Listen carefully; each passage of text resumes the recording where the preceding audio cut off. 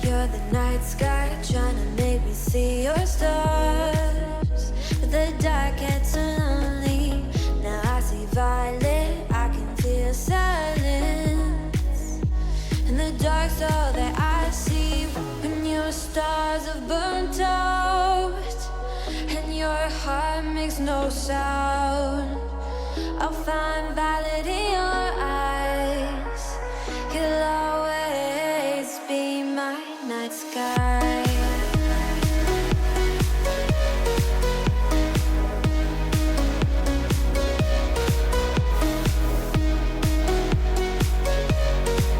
You'll always be my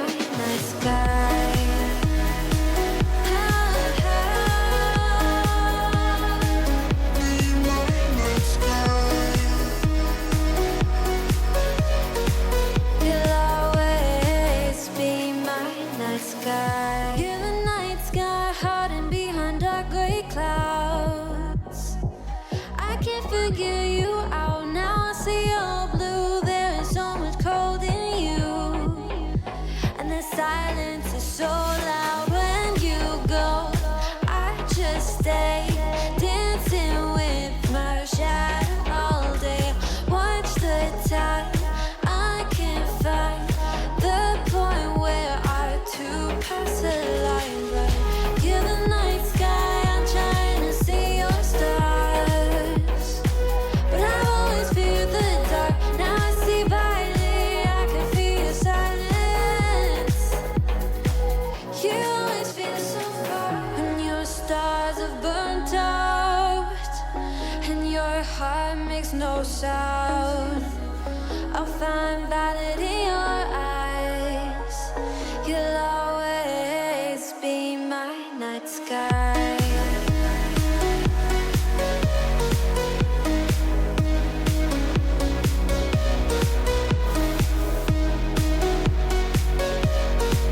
You'll always be my night sky.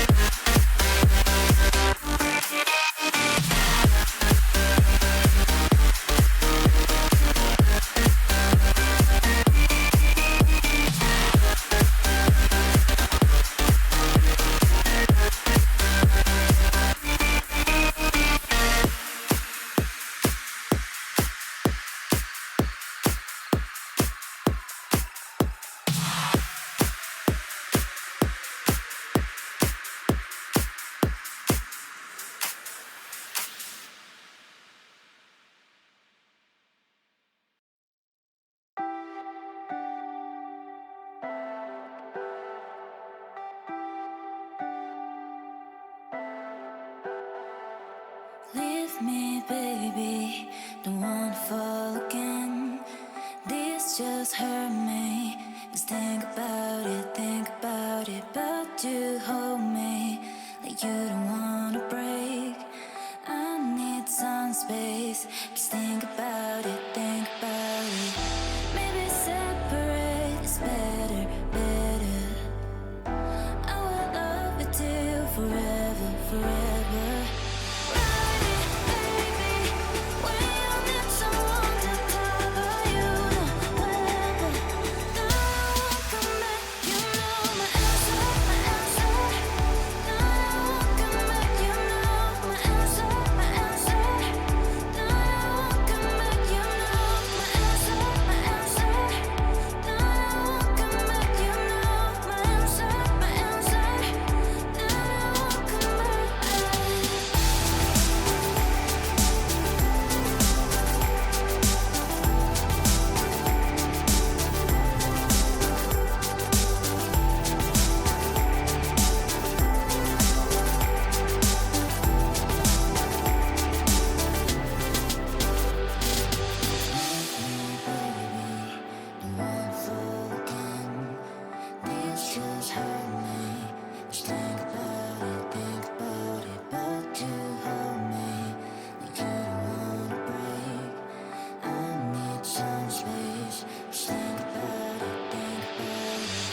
Maybe separate is better,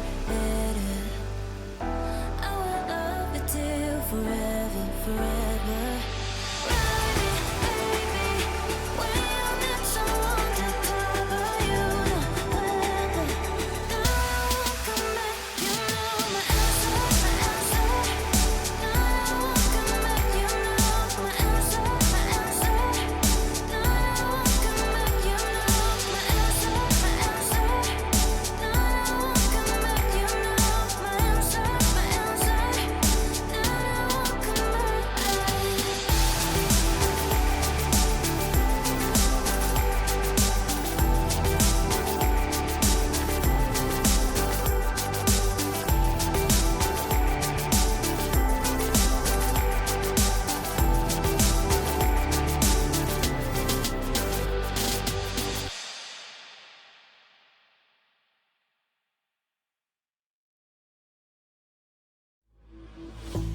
So many times I've heard promises of romance, but there's something about you that makes me believe in another chance.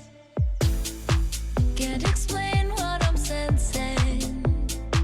Every part of me trembling as I feel that you got through my defense.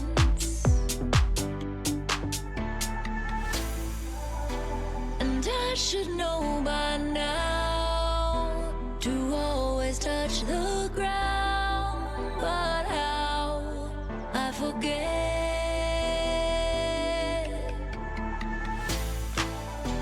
Enchanted by your face, I found my perfect place. Don't wake me up. Don't wake me up.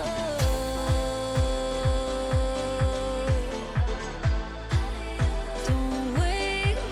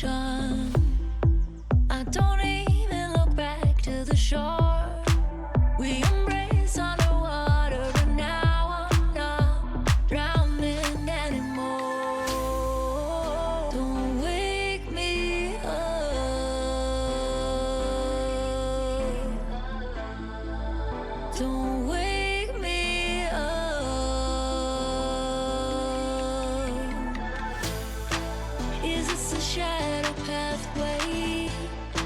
Is this a mirror image? I don't care, in your arms I could stay here forever. Enchanted by your face, I found my perfect place. Don't wake me up. Don't wake me up. Don't wake me up. Don't wake me up.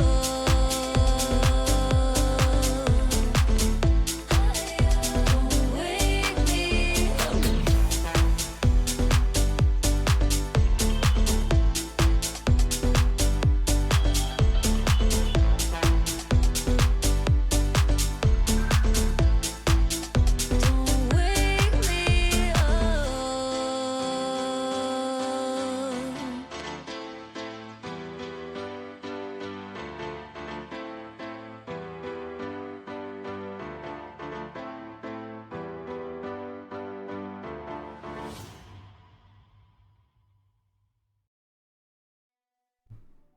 Annyeonghaseyo, hello and welcome. Thank you for the check-ins in.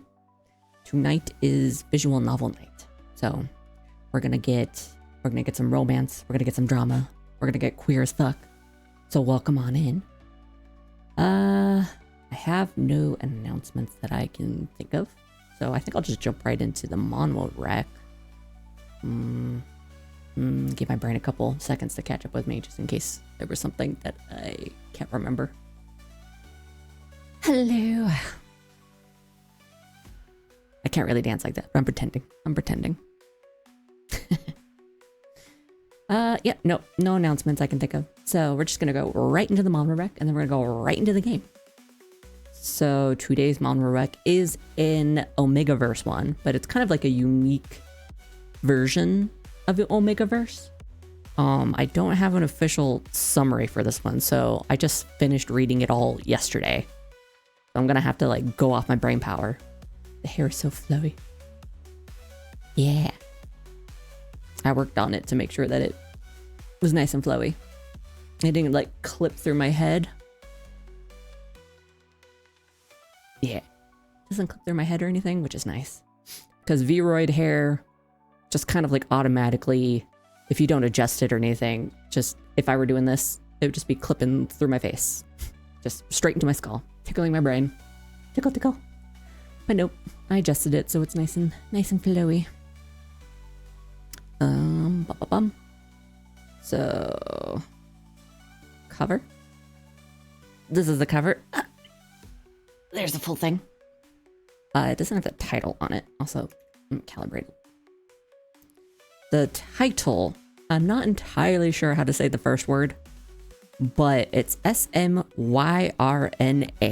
So I've been saying it like Smyrna and Capri. I'll go ahead and put that. In fact, I'll just put the link for the comic in chat. So, okay. Brain power, here we go. So our main character, who's the tall, dark, and handsome man right here, he's the bottom. But he is an alpha normally. However, in this society, it's kind of like your fantasy. I usually say Victorian style. Like they wear like uniforms and stuff, and they usually use swords and whatnot during battle. One guy uses a gun at one point, but it's like a long, kind of like rifle situation, like Revolutionary War sort of kind of gun. But also fantasy situation, so he didn't have to like, pack the gunpowder in. But anyway, that was only like one scene. But it's mostly like swords and, fists and that kind of situation. There's an empire, or is it kingdom? I always forget if it's like empire or kingdom situation. I'm gonna say empire because I'm pretty sure it's empire. But there's maybe it's kingdom. God. No, I'm gonna go with empire. If I'm wrong, I'm wrong. It's not a huge detail, but the empire of Otta has a very high-ranking family called the Oh, God. Brain power, please. Okay, I'm gonna open up the first chapter. Give me, oh, there it is. Peserus, Peserus. So the high-ranking family, the Knights of Peserus, they're the heroes of the Empire. That's our main character's family. And they're usually alphas. So in order to kind of like reproduce, they either marry omegas and go that way, or they have a very like special way of going about it for like the leaders of the family. And our homeboy here is top dog in the Peserus family. Yes. God, my fucking brain trying to remember anything is a struggle. But yes, they go about it in a very unique way. The alpha head of the family will ingest a certain kind of fruit, and I can't remember what the fruit's called, but the fruit basically turns him into like a temporary omega. It makes him able to conceive, but in a different way. I'm just gonna come out and say it. They lay eggs, but they don't go about it like a bird would. Like they take the fruit. They're able to then like develop the egg after another alpha, you know, does the pow and what's the word? Fertilizes the egg? I think that's the word I'm looking for. But yeah, basically makes the egg, you know, a viable thing. But he has been basically used. It's not a great situation for him. He has to like allow alpha after alpha after alpha to, you know, fuck him. Shut up, cat. I'm trying to remember shit. I cannot be distracted. In order to inseminate, that's the word. Inseminate the egg. And like none of the alphas are working. They're not doing their damn jobs. So after all those omegas that he's been forced to sleep with, whether he wants to or not, no one's doing the job. And at the same time, he's still like top dog in the family and top knight for the empire. So he's going out and like fighting battles and shit. And he eventually captures the leader of the revolutionary army, who's like fighting against the empire because the empire fucked up his kingdom. And is it really a kingdom? I guess so. But it was just like a very small territory called, oh God, I can remember this one because somebody said that it basically sounds like lingerie. Longeris, I do believe is the word. No one was entirely sure how to pronounce it, but somebody in the comments said that in the Korean Raws, it was kind of like pronounced Longeresu. So Longeris would make sense. So I've been calling it Longeris. So his territory of Longeris, which was like a fucking ideal little territory. It was like everybody from any walk of life could live there. There was different races, you know, like literally like there was like bird people and lizard people and cat people, and then just like, you know, normal people walking about from any walk of life. It was basically paradise. It was a little utopia. And they did magic, and they all had like, or they all relied on spirits, and they communicated with spirits. Whereas Odera, where our main character comes from, is very not like that. They have very strict rules and, you know, yada yada. And because this little territory just seemed, despite the fact that it was a little tiny territory and it was very like not into war or whatnot, Odera, or at least the king or emperor, again, I don't remember which one it is, the head honcho of Odera just saw their territory, especially considering it was led by our male lead, or the pale blonde dude here, his family, the Longerises, who are descendants of dragons. So despite the fact, tiny little territory, wouldn't hurt a fly, is very peaceful and whatnot, because they had leadership that's, you know, descended from dragons and very powerful, the head honcho of Odera was like, oh, get rid of them. But he used some kind of bullshit. He's basically George Bush. He's like, Longeris has weapons of mass destruction. We got to go take him out. When that wasn't the fucking case at all. There was like some kind of stone, the stone of something that he said, like, go to their territory and retrieve it. I don't remember why. Longevity, maybe? Like it made you immortal? I don't know. For some reason. But of course, the stone actually exists, but it doesn't do what the king or emperor said that it would do. And Longeris said, no, you can't have it. And then war broke out and they fucking destroyed that little tiny territory. Which, Sag. Fucking, we can't have anything nice. But anyway, so because of all that, our boy here was leading a revolutionary army to, like, you know, fight against Odera. And because our main character is the head knight of Odera, they eventually clashed. And our main character captured Mr. Pale Boy here as a prisoner of war. He said he executed him because the king or emperor demanded that he be executed, like, on the spot. But for whatever reason, our main character was like, no, we're taking him as prisoner. We're gonna say we executed him, but I'm taking him as prisoner. And one thing leads to another. It's the night after he captured him, and our main character is in his bedroom. He's gotten to the point where he doesn't even want to, like, see the alpha who he has to lay with. So he wears a blindfold. And whenever he hears the door open after he's, you know, stripped down to nothing, and he's got his little blindfold on and he's sitting on his bed, he just hears the door open. He just automatically assumes it's the alpha he has to, you know, be fucked by tonight. And at the same time, Mr. Pale Boy here has escaped his captivity, and now he's running around the where the fuck they are. I assume it's the Braceras. No, yes, Braceras. God, these fucking names, I swear. Braceras estate, and he's lost because it's a huge ass. It might as well be palace.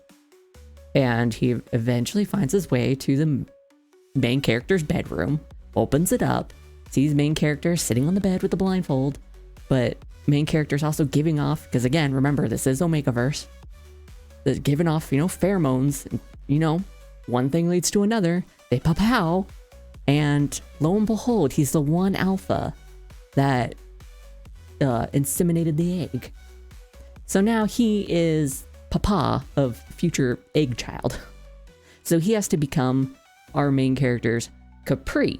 So that's where we get the title from.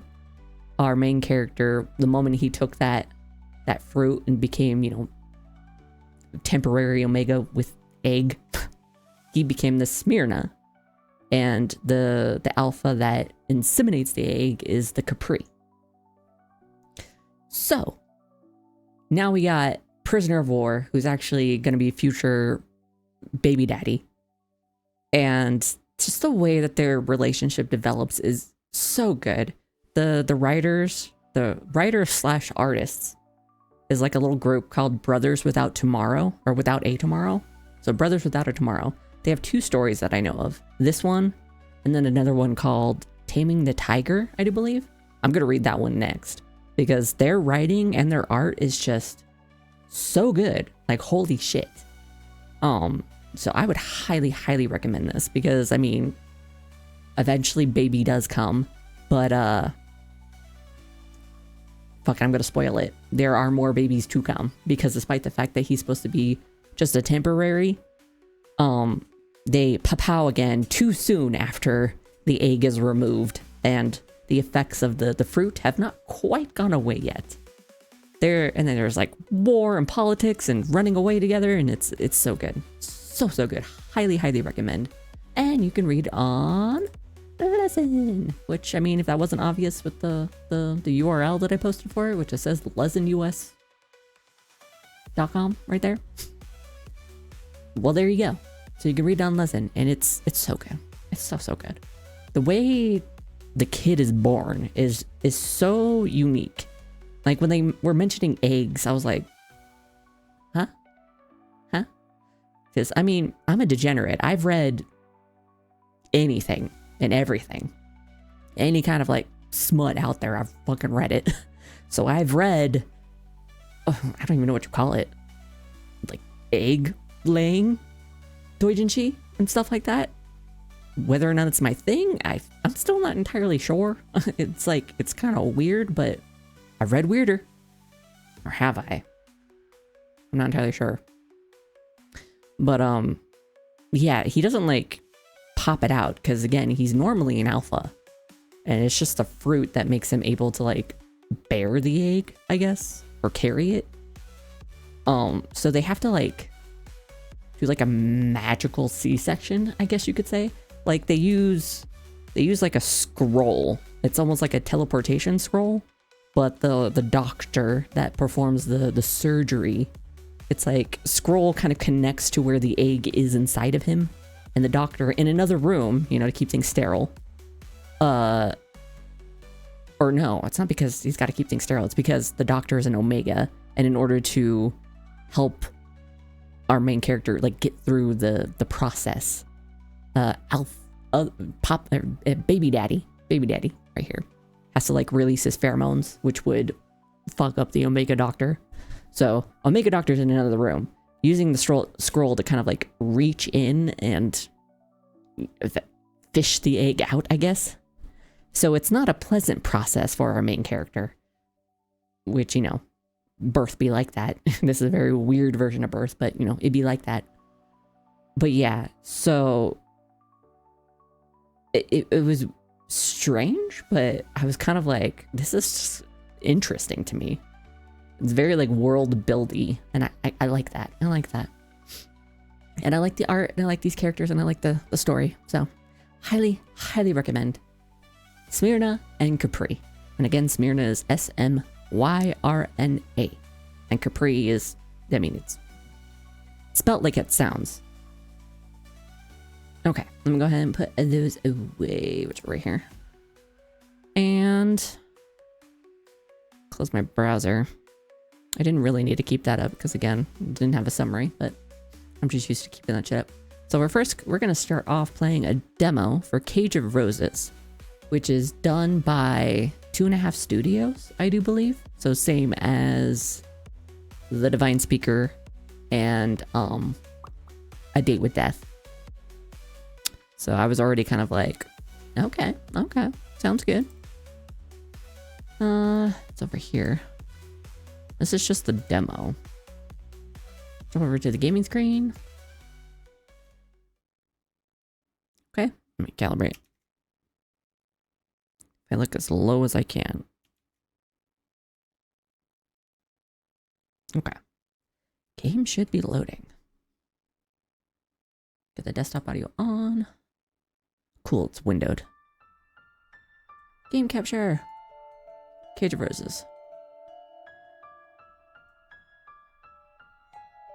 Game capture, please.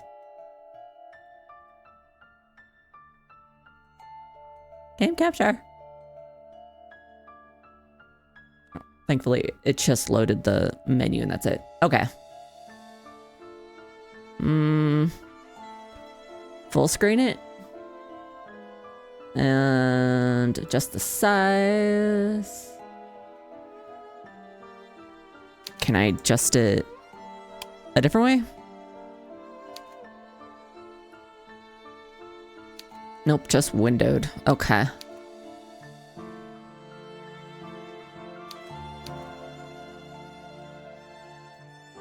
Turn down this volume, 'cause it's pretty loud.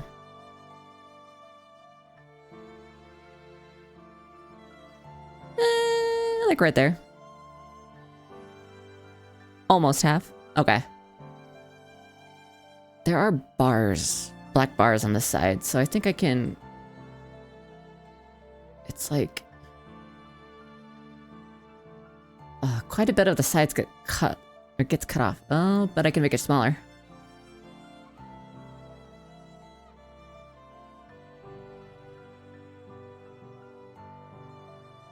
Okay, that's not too much. Yeah, we can go do about that. Down a little bit. Okay. Oh, kidoki.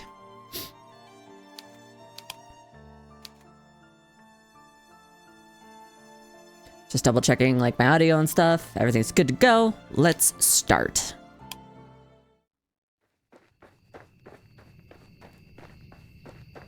Wait a second. Wait a second. Wait a second. I almost forgot. Since this is a woman romance, and I've decided that whenever I'm being forced to play a woman protagonist in a game, I have my wait, hold on. I have my female model. First time we get to play with the femme model. I tried my damnedest to get the fucking hair to not clip through like my shoulders and booba, but okay, that's good to go. Let's go. Oh god, already there's a name I'm not sure how to say. Mikey? Faster, Mikey, faster. You have to keep moving or else, oh god, they're gaining on us. Mikey ran through the forest as quickly as her legs would carry her, which, given how exhausted she felt, was not very. She tried to obey Henny's orders, fearful both of letting her friend down and of the shadowy figures which pursued them, but her body refused to listen. Her legs felt numb, insensible, as unfeeling as marble, but far weaker. It was through sheer force of will that she was able to keep going, and that alone for all her strength had already left her. Even as Mikey ran, staggering blindly through the fog, she feared it was a lost cause. She was but a young woman, slender, and, while not so very short, quite unaccustomed to exerting herself. Same, bro. I just noticed the way my little moon buns were bouncing. She was not like Henny, who spent her days on her hands and knees, polishing the floors and blacking the fireplace. What the fuck does that mean? Blacking the fireplaces? What is blacking? Sounds racist. I don't like it. Mikey's fingers were white as ivory, while Henny's were red raw through demeaning, demanding, often physical labor. Mikey's lungs, meanwhile, were straining from the agonizing effort of running. Never before has she known the act of merely existing could be so exhausting. Mikey, please, you need to hurry. Quickly, Mikey. Henny reached back to take hold of Mikey's hand, her coarse, short fingernails digging into Mikey's palm. Mikey is cute. Look at her. She's the maid, I assume. Or not Mikey, Henny? I'm trying to get my character straight here. Gripping so tightly, but Mikey knew. Yeah, Henny, I should say. Henny is cute. I mean, Mikey looks pretty too, but so far, I'd already fuck anybody that's on screen. Henny was gripping so tightly it hurt, but Mikey knew, should she continue to tarry, she would be in for hurt far, far greater than this. Mikey recalled how her father had looked back in their carriage, his eyes wide and his face unusually pale. Mikey had never seen her father look so scared before. He was a tall, imposing figure of a man, dashing even in his early 50s. As we've already determined on this channel, we like him old. We like him wrinkly. Who was accustomed to issuing orders, not receiving them. Mikey had thought her father immovable, much like the oak tree which shielded her family's mausoleum, which had stood there longer than the crypt itself, its trunk wide, its boughs weathered. But Mikey had learnt that even her father had weaknesses. She had once thought her father a force of nature, quite impossible to argue with or to get the better of, but this superstition had been turned on its head in a mere handful of minutes. For all of his bluster, Mikey's father was only human. He was made of flesh and blood like Mikey, and when cut, he would bleed. He had bled a lot, in fact, all over the plush, unupholstered seats of their carriage and onto the floor. Oh no. Oh no. So I don't get to fuck the dad. Well, shit. His fine clothes had been stained black with the stuff, and the air had stunk of it, sharp and teeny. Mikey could smell her father's blood on her even now. She and Henny raced through the forest. She couldn't forget it, however much she wished to. Oh, if only the events of the night had been nothing more than a bad dream.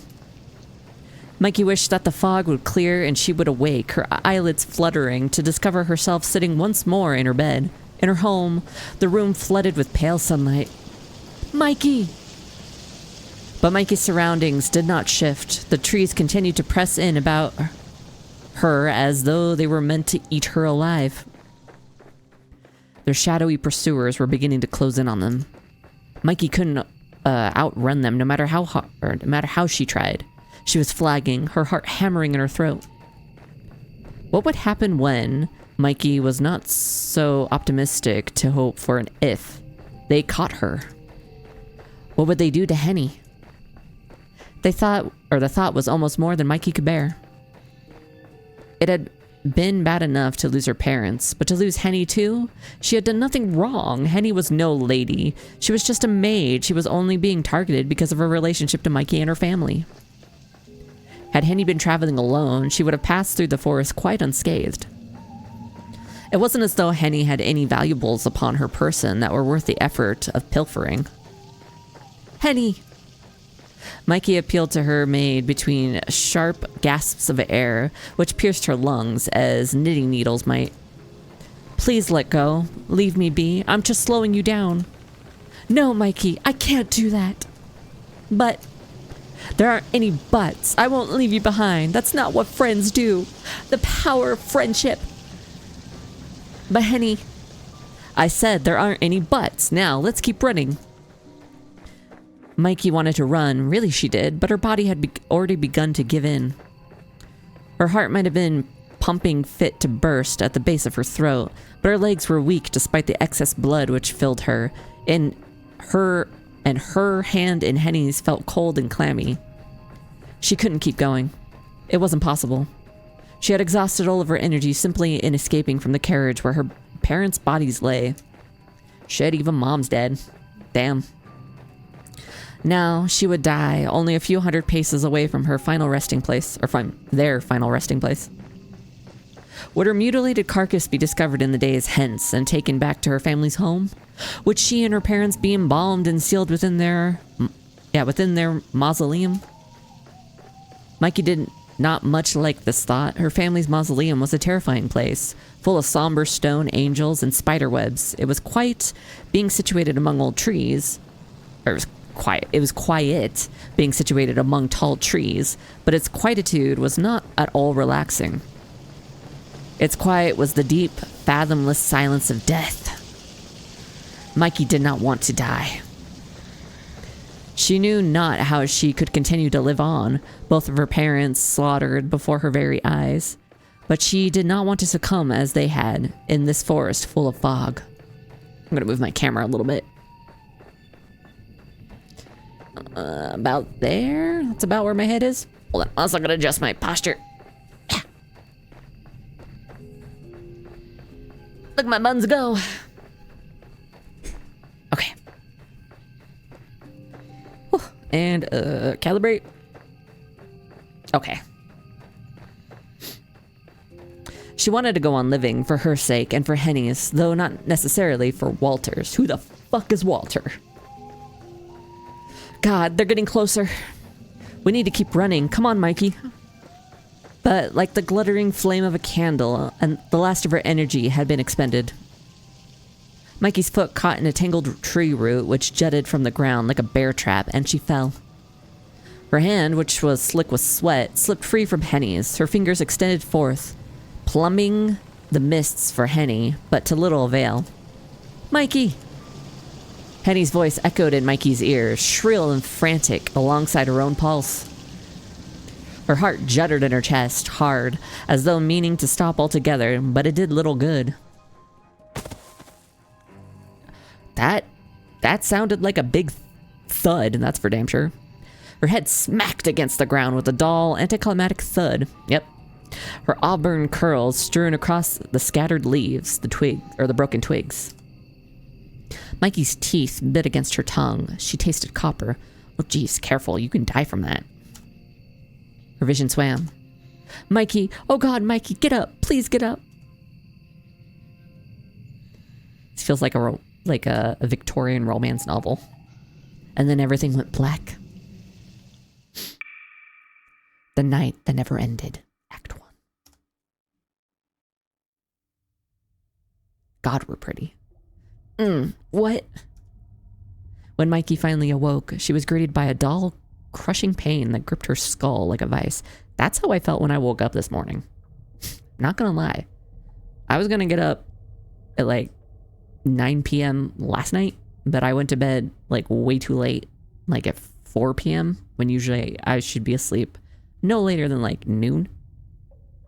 Again, I have a very strange sleeping schedule because of my overnight shifts.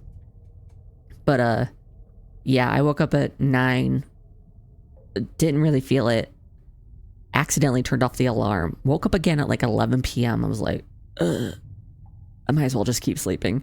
So then when I woke up eventually at like 9 a.m. the next day, aka today, my whole head hurt. It was weird. It felt like I'd been like clenching my teeth all night, but then that pain had somehow gone throughout my entire skull. It was not pleasant. I had to take a shower to like feel human again. A brackish taste akin to pond water filled her mouth, and with one hand clasped to her head, she coughed. Wow, did you see the way that bun just flew? Oh, look at them go. I need to turn down their bounds. Mikey's body shuddered and her lungs burned. It took a minute before her coughing fit subsided, but once it did, Mikey began to glance uneasily around her surroundings. She hoped that her immediate surroundings might shed some light upon her predicament, but her hopes were in vain. Mikey did not recognize any of the geometry which encaged her thus. This really is like a Victorian romance novel. The floor upon which she was sitting, but why was she sitting on the floor of all things, was made of stone, which felt hard and cold and uncompromising. The walls, too, were made of stone, as was the ceiling, which felt very far away. A wooden cot was pushed up against one of the walls, but it was so steeped in shadows Mikey could scarcely make it out. There was a chamber pot lying on the cot, which, upon closer inspection, was empty, but its rim and sides were stained with caked-on filth. Eh. Nasty. Absolutely nasty. Blech. A truly unpleasant odor exuded from the chamber pot, which made Mikey's eyes sting. Nasty. Absolutely nasty. Ugh. It was fortunate that she had no immediate desire to relieve herself, for she had no desire to use this commodity. I would just fucking piss in a corner, to be honest. The idea of using a chamber pot has always been like, to me. Just like, no thank you. A quick examination of the room, though, really, it was more like a cell, showed Mikey that, save for the cot and the chamber pot, it was utterly desolate. There was no other furniture to be seen, no shelves, no cupboards, nor even a proper bed, just that cot in the corner we can barely see. There was no mirror either, so Mikey could not see herself, but perhaps this was a blessing in disguise. Mikey doubted she would be at her best now, being so very in pain and so very exhausted. I don't know, she looked fine to me, but then again, that's just like protagonist pretty privilege. She was so cold she could feel goosebumps rippling across her flesh, and her teeth were chattering badly. There have been a few times in my life where I've been cold enough to have my teeth chatter. It was not pleasant. Mikey wound her arms around her middle and shivered sadly. I'm such a dainty, a Victorian lady. Victorian noble lady, definitely. It was not only the chamber pot that stunk, the very air itself was rank, heavy with the stench of unwashed bodies and a general decay. This room, this cell, reeked of death. How had she come to such a place? What had happened to her? Mikey could remember sitting alongside her mother and father in their carriage as it bore them through the forest, and then there, at this most pivotal of moments, I don't know why that tripped up my mouth. We got this, blah, blah, blah. There, at this most pivotal of moments, her memories failed her. Me all the time. Mikey could recall nothing else. Now what was she to do? Had her parents been there, they would have given her instructions. They always seemed to know what Mikey ought to be doing at any given time. But they were not there, and neither was Henny. Mikey was all alone. Oh, so sad. Henny had been with her, Mikey was certain, before... Before what? Why could she not remember anything? Oh, Mikey thought sorrowfully. If only she was made of stone. Then perhaps her head would not hurt so much. I don't know, even if my head was made of stone, I think my head would still hurt. You know, just trying to like squeeze out a single thought. It really did feel like her skull might explode. Not from the pain, though the pain still remained, but from raw, unbridled fear. Mikey had often dreamed of stealing away from her parents' home to embark upon a brand new life, unfettered by expectations, but she had never wished for this. Tears began to trickle down Mikey's cheeks in crystalline droplets. They scored tracks in the dirt, which caked her cheeks and dropped one by one to the floor upon which she sat. Her head bowed, fingers splayed against the stones. Mikey sobbed, and she sobbed until... What's going on? A soft voice spoke from amongst the teeming shadows. Oh no, we're sharing a cell with somebody who sounds drunk? Oh no. Oh nar. Mikey could not see the speaker. She could scarcely see at all, given the darkness, and now her own tears. But she recognized its familiar cadences. The voice... Oh, it's not drunk. It's just like, I'm like waking up. The voice belonged to Henny, her darling Henny. Mikey's dear friend was here too, in this stone cell which smelt of death. And though Mikey feared for Henny, she felt relief too bubbling up inside her. She was not alone after all. Henny? Mikey crawled forth on her hands and knees, being too exhausted to stand, and stared into the shadows. Henny, is that you? Mikey?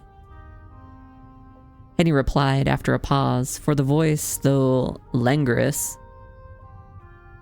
Languorous? Wait, no. Hold on. Google, how the fuck do I say this word? Languorous. Languorous? Languorous? Languorous? Languorous. Languorous. Languorous. Thank you, Google. Languorous. I was trying to figure out via the phonetics first, but yeah. Get my cursor out. There we go. Replied after a pause, for the voice, though languorous, we learned a new word today, chat, belonged to her quite unmistakably. There came a rustle from the darkness, of shifting cloth, perhaps a skirt, as Henny sat. There she is, the cutie pie, Henny. A shaft of moonlight spilled through the singular barred window, hewn high into the wall of their cell, and finally, Mikey was afforded a view of her maid.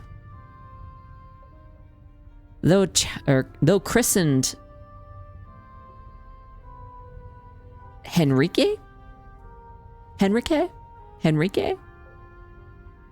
been saying Henny, so Henrique. I'm just gonna go with my gut for these names. If I'm wrong, I'm wrong. Henrique.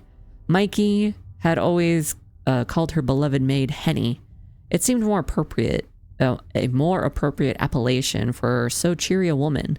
For Henny, come rain or shine, was barely seen without a smile. The H is silent? Oh, Enrique? But then her...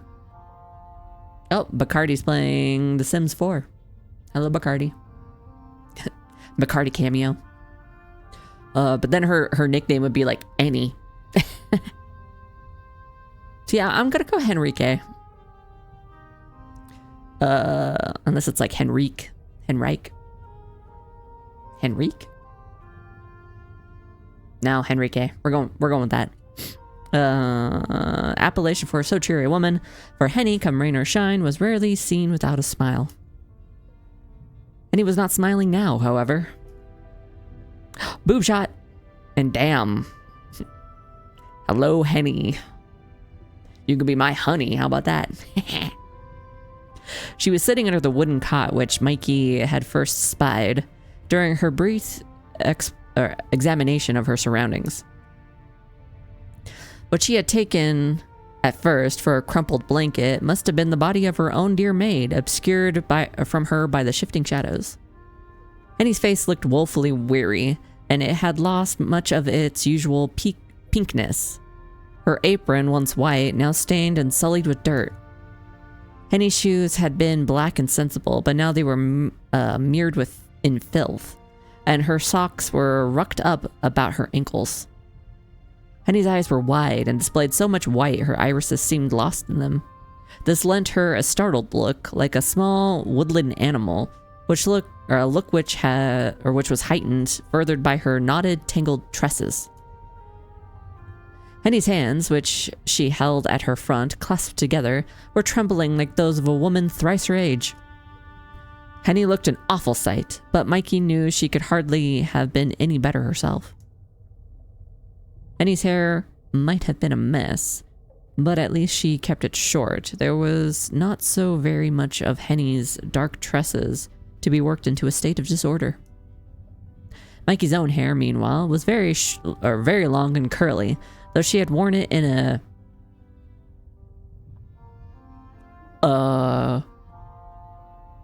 chignon? What the fuck is that? Google, I need you again. Chignon?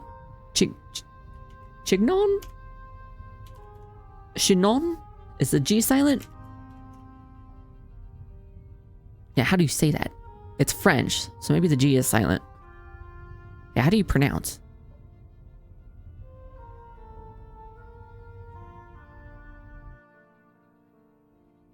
Okay, YouTube video. Come on, let's get to it. How do you say it?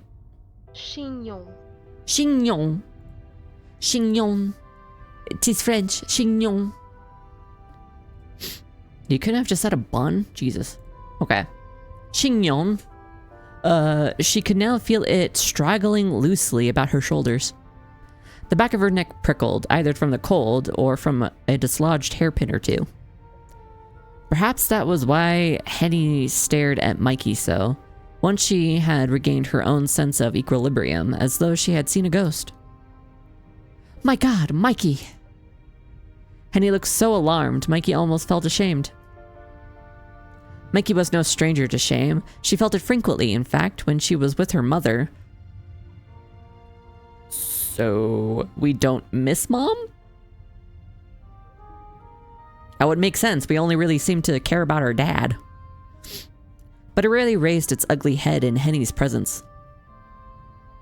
Since Mikey's girlhood, Henny had been her one staunch, steadfast companion.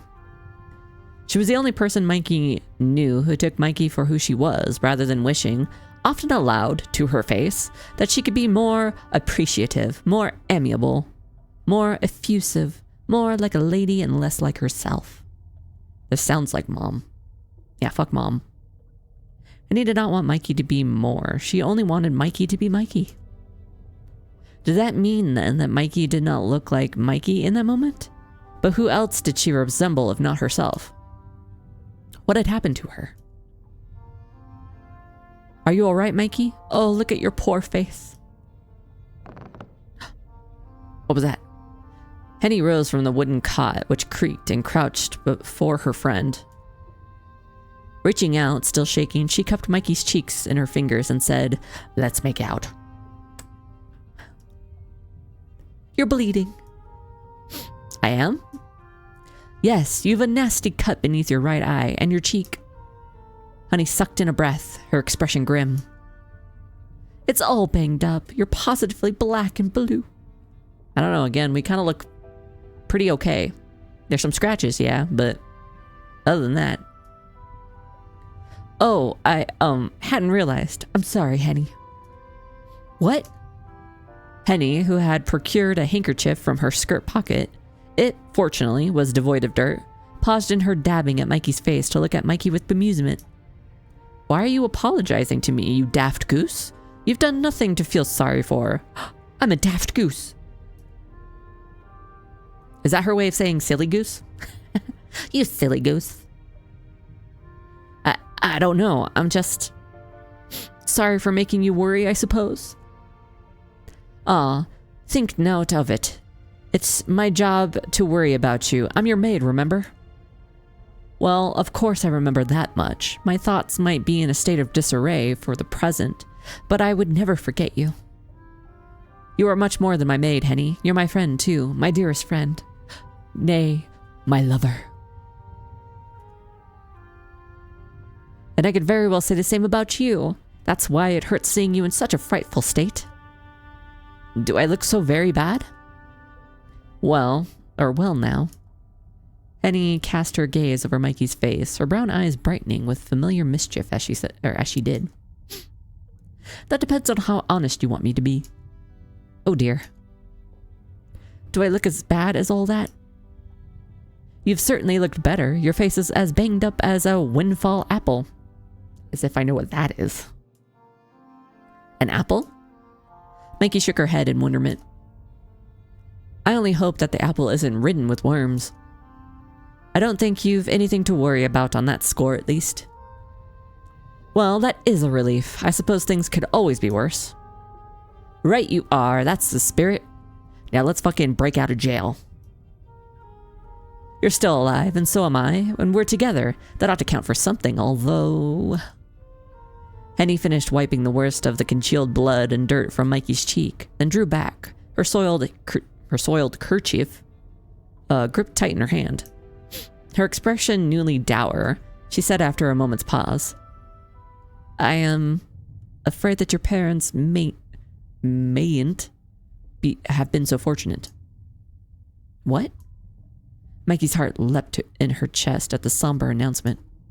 I mean, didn't we, watch them die? So, we should know this, yeah? What happened to them, Henny? Do you know what's going on? You don't?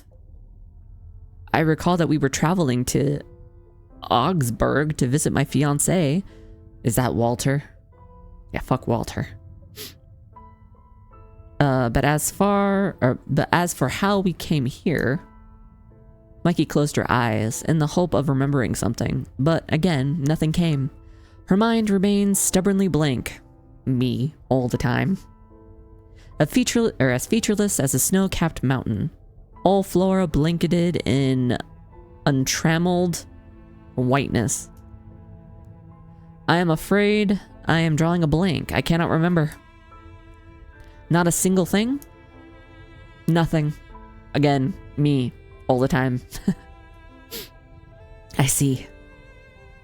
Henny grit her teeth together for a few moments, her eyes dark. She seemed to be weighing up her words, as a baker might measure out flour and sugar before speaking. Oh, there's Bacardi again. That's not much of a surprise, I suppose. You hit your head pretty hard back there. It might be for the best that you can't remember all of the gory details. I wish I could forget what happened myself, but... Jesus, Bacardi, how many times are you going to open The Sims 4?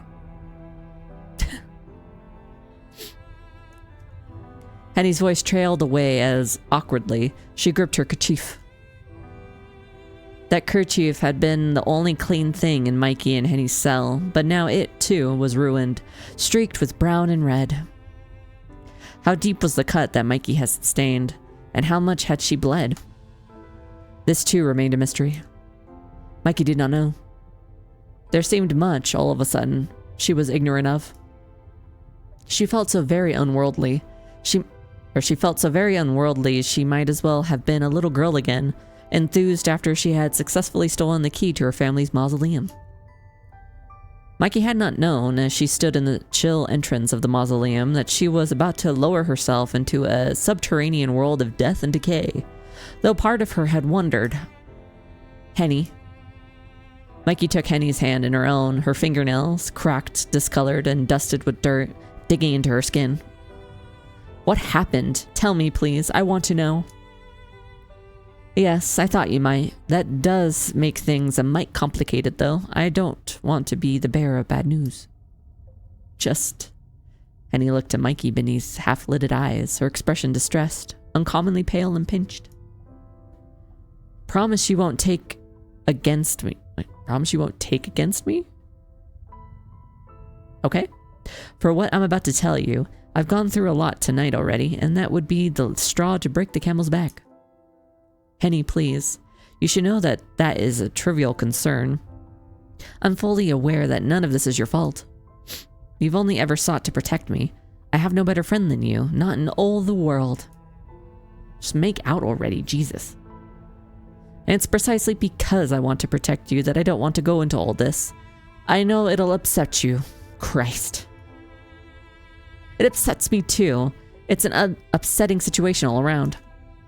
It's rotten, really, what people are capable of, but... Henny, perhaps sensing her own distress, paused. She inhaled, and then in a calmer tone, she said, Just how much do you want to know, Mikey? How much is there to know? Oh, I remember everything. I'll always remember tonight, I expect. It made quite the impression. Horrible things always do. Oh dear, are things truly that dire? They're pretty bad, yes. Give me an abridged account then.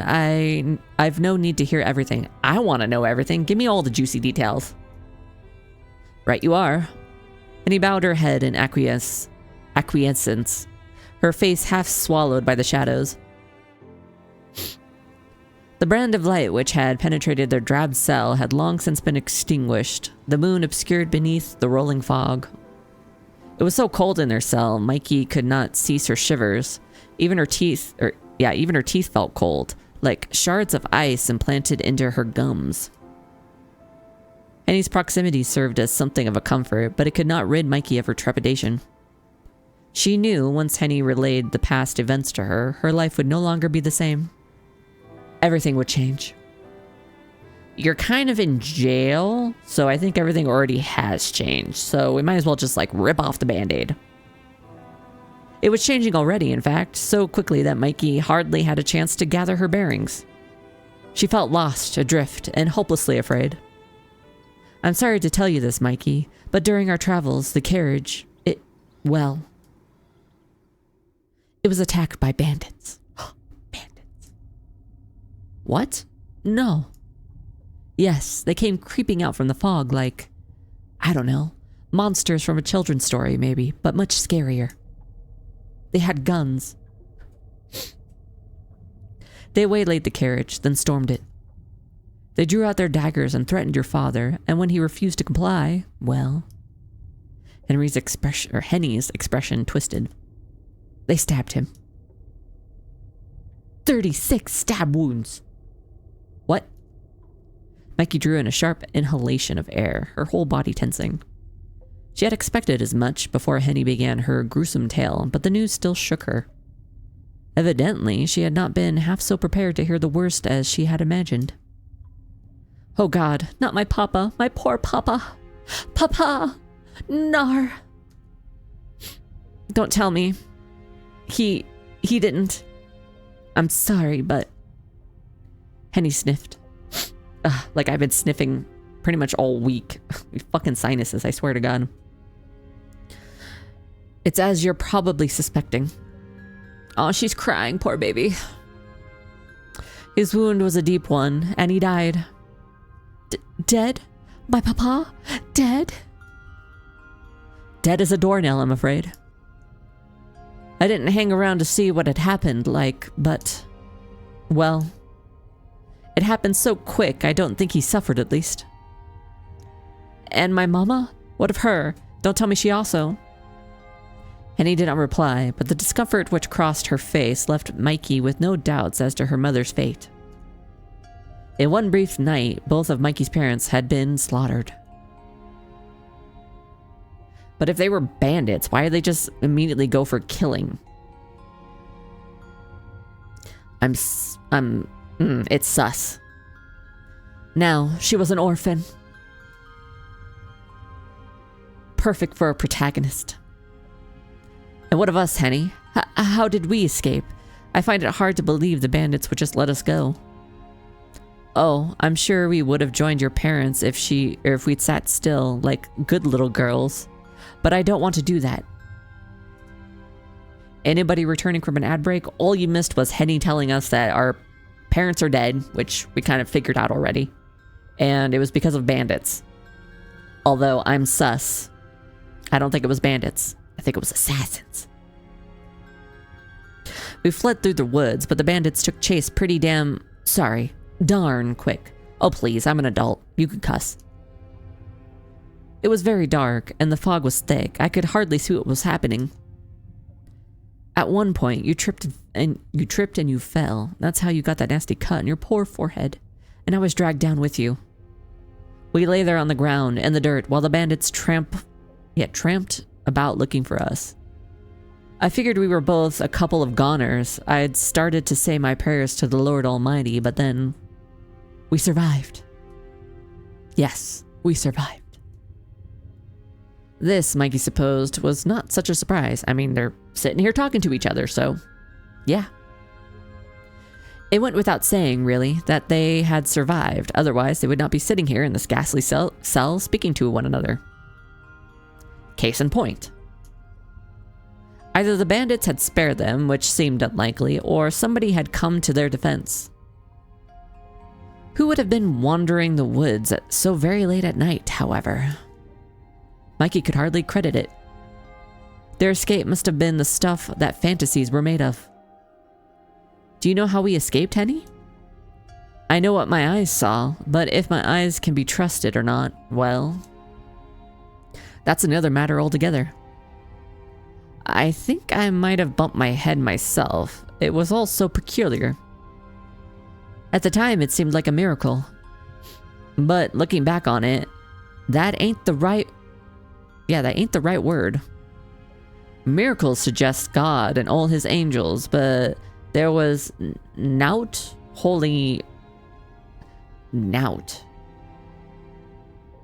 was nout holy about this. Like nothing holy about this? Like knowant? It was a right proper mess, really. A total bloodbath. Blood? Yes, there was blood and lots of it. It's hard for me to explain, but alls I know is, one moment we were sprawled upon the dirt, you unconscious, I half out of my mind with fright, as the bandits approach, and then the next, they were gone. Gone? But where and how did they run away? Not necessarily. Not of their own free will, like.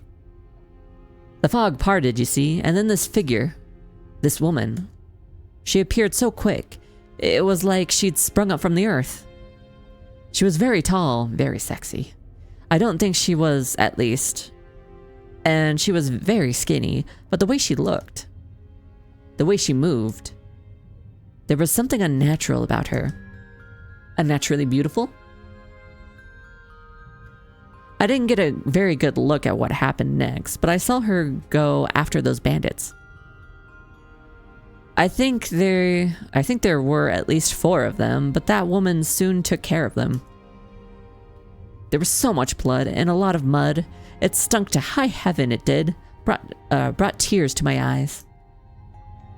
That woman, though, the woman in white, she didn't seem fussed at all.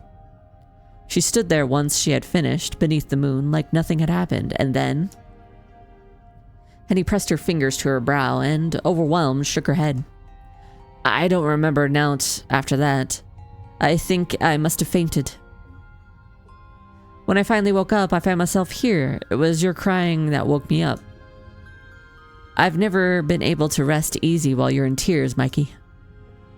Yes, I know, you've always been so good, and so kind, and so cute, and so lovable. Now come here. Thank you, Henny. Mikey chanced to smile, though the muscles about her mouth felt atrophied, worn away following the news of her parents' demise, and her own near brush with the Reaper's scythe. Scythe. I've no idea what I'd do without you. It sounds like you saved me. From the bandits, I suppose I did. But I wasn't much use when you took that nasty spill. There's no way I would have been able to carry you to safety, not when we were all turned about in the woods and I had no idea where we were. I think I scraped my own shins too. My ankle aches. Let me kiss it better. We've been goners if that woman hadn't appeared. We'd have. But now that I'm talking about it, it doesn't sound real. I can't think of any woman who would be able to beat 4 men in a test of strength. Not even your own Mademoiselle Blanchard. Mikey's smile widened at that, despite the severity of their situation, and she found, to her surprise, she was even able to laugh. It was a weak laugh which contained little in the way of mirth, but it was sincere. Henny never failed to cheer her up. She must have had a knack for it. Mikey was too old to believe in magic, but when she was with Henny, she sometimes wondered. Are you sure it was a woman who fended off those bandits? God forbid a woman be able to fight off men. Again, Victorian romance novel style, so okay, sure. Perhaps it was some sort of animal instead, and you failed to perceive it in the fog. That could be it. Like I said, my mind's a mess. I felt like I've lost a good 10 years off my life, although... Here, Henny smiled grimly, in the manner of all survivors after witnessing something horrid. That's better than having it cut short altogether. We must be thankful for small mercies, yes, even if our lives were saved at my parents' expense. Mikey squeezed her eyes shut. She could feel tears beating upon her lashes anew, but this time she was able to subdue them. The news of her parents' death was a heavy burden to her, or to bear, but Mikey, not having witnessed their final moments, found it hard to imagine. It still did not seem quite real, despite the rawness of Henny's account. The shock of it all, perhaps, had blunted her senses. It would take a while for her parents' passing to truly register. When it did, however, Mikey did not doubt the tears would come, thicker and faster than before. It had not always been so, but her childhood misadventures in her family's crypt had left her something of a crybaby. What happened in the crypt? What happened in that mausoleum? I wonder. It was fortunate she had Henny by her side to dry her tears, or dry her eyes. What would she have done without her trusty maid and lover? Now then. Mikey inhaled, her chest rising beneath her torn gown, and glanced about. Where do you suppose we are, and how do you suppose we got here? That's a good question. I've been wondering that too ever since we awoke. It's not the nicest of digs, is it? Not particularly. No, it's awfully drab, and it's damp too. I'm freezing. You poor thing, you. Come here. Put your head into my bosom. Brrr. Henny shifted closer to Mikey, then drew her arms about her, holding her close so as to protect her from the frigid air. Henny glanced about her, as did Mikey. She squinted into the shadows, as though they might reveal more than they had upon her initial inspection, namely the wooden cot and the chamber pot beside it. Ayo, indeed. I know how they could warm themselves up, you know. But to Mikey's disappointment, she found the cell quite unchanged. It was every bit as sparse as she recalled. The shadows did little to mask this fact, and still it stank. I'm gonna adjust the window size. Thankfully, it's not gonna change on OBS. Okay, and calibrate. Alright. Goodness me, it's not much to look at, is it? We might as well be in a prison cell. Yeah, no shit. I think that might be what this is. Again, yeah, no shit. Henny drew back from Mikey, her legs crossed beneath her upon the stone floor, and frowned. I reckon you're right. I wonder who brought us here. You and me both. It was nice of our mysterious benefactor, or benefactress, to rescue us, although they could though they can't be all that kind if they're going to let us suffer in here. You'd think they could at least have put us up in a nicer room. I'm not expecting first-class accommodations, but you deserve better than this, Mikey. This place isn't fit for rats, let alone people. It's alright. It's better than being dead, at least, even if these lodgings are a mite uncomfortable. Only a mite? Well, Mikey corrected herself with a smile. Quite a bit, if I'm being honest. Mikey drew her arms about her legs, her knees beneath her chin, and said, "When I woke up, I was lying on the floor."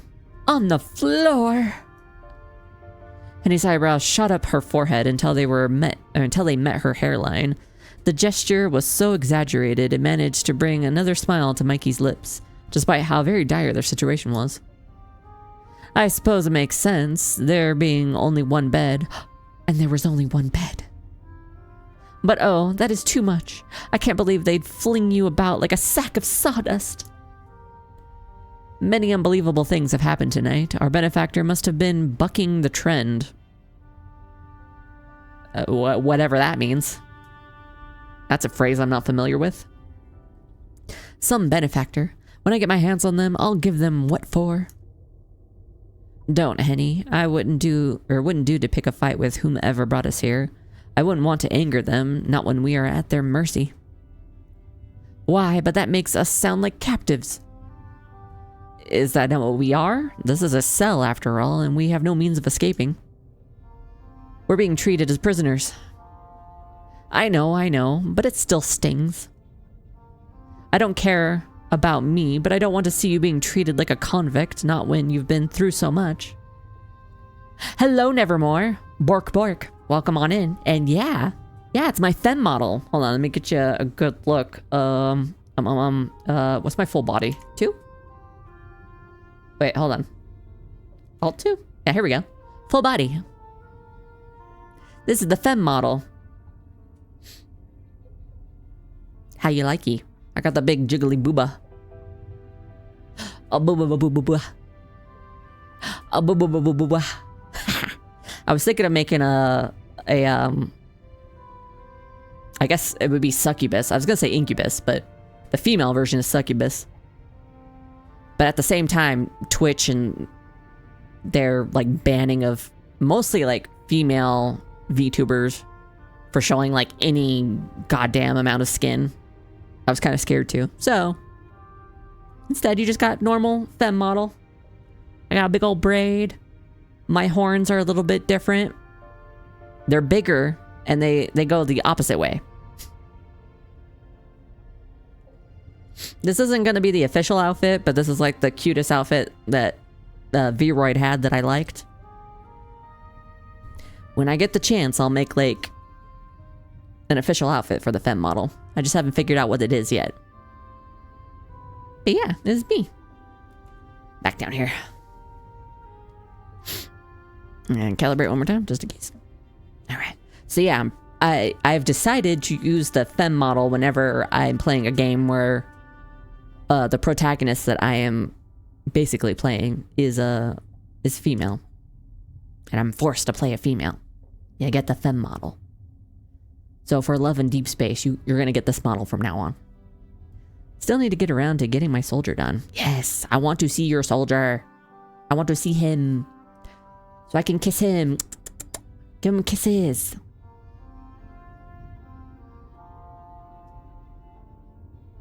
You've been through worse. At least I don't remember what happened, unlike you. And you're the one who will be saddled with the consequences, poor Mikey.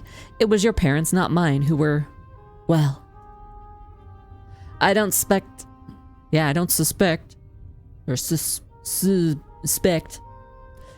There's much point in trying to suss out who's suffering more than who. She said sus. As it stands, we're both in this together. I won't abandon you, Mikey, so try not to worry. Keep your chin up. We'll get through this. Oh, I also need to send you the band pic that is now my type, Mask Edition. Hell yes. Please send. I want to see. Thank you, Henny. I almost believe it coming from you. You should. I don't say things I don't mean, you know? Now, let's see. Maybe things aren't as dire as they look. There could be a way to escape yet. Again, booba shot.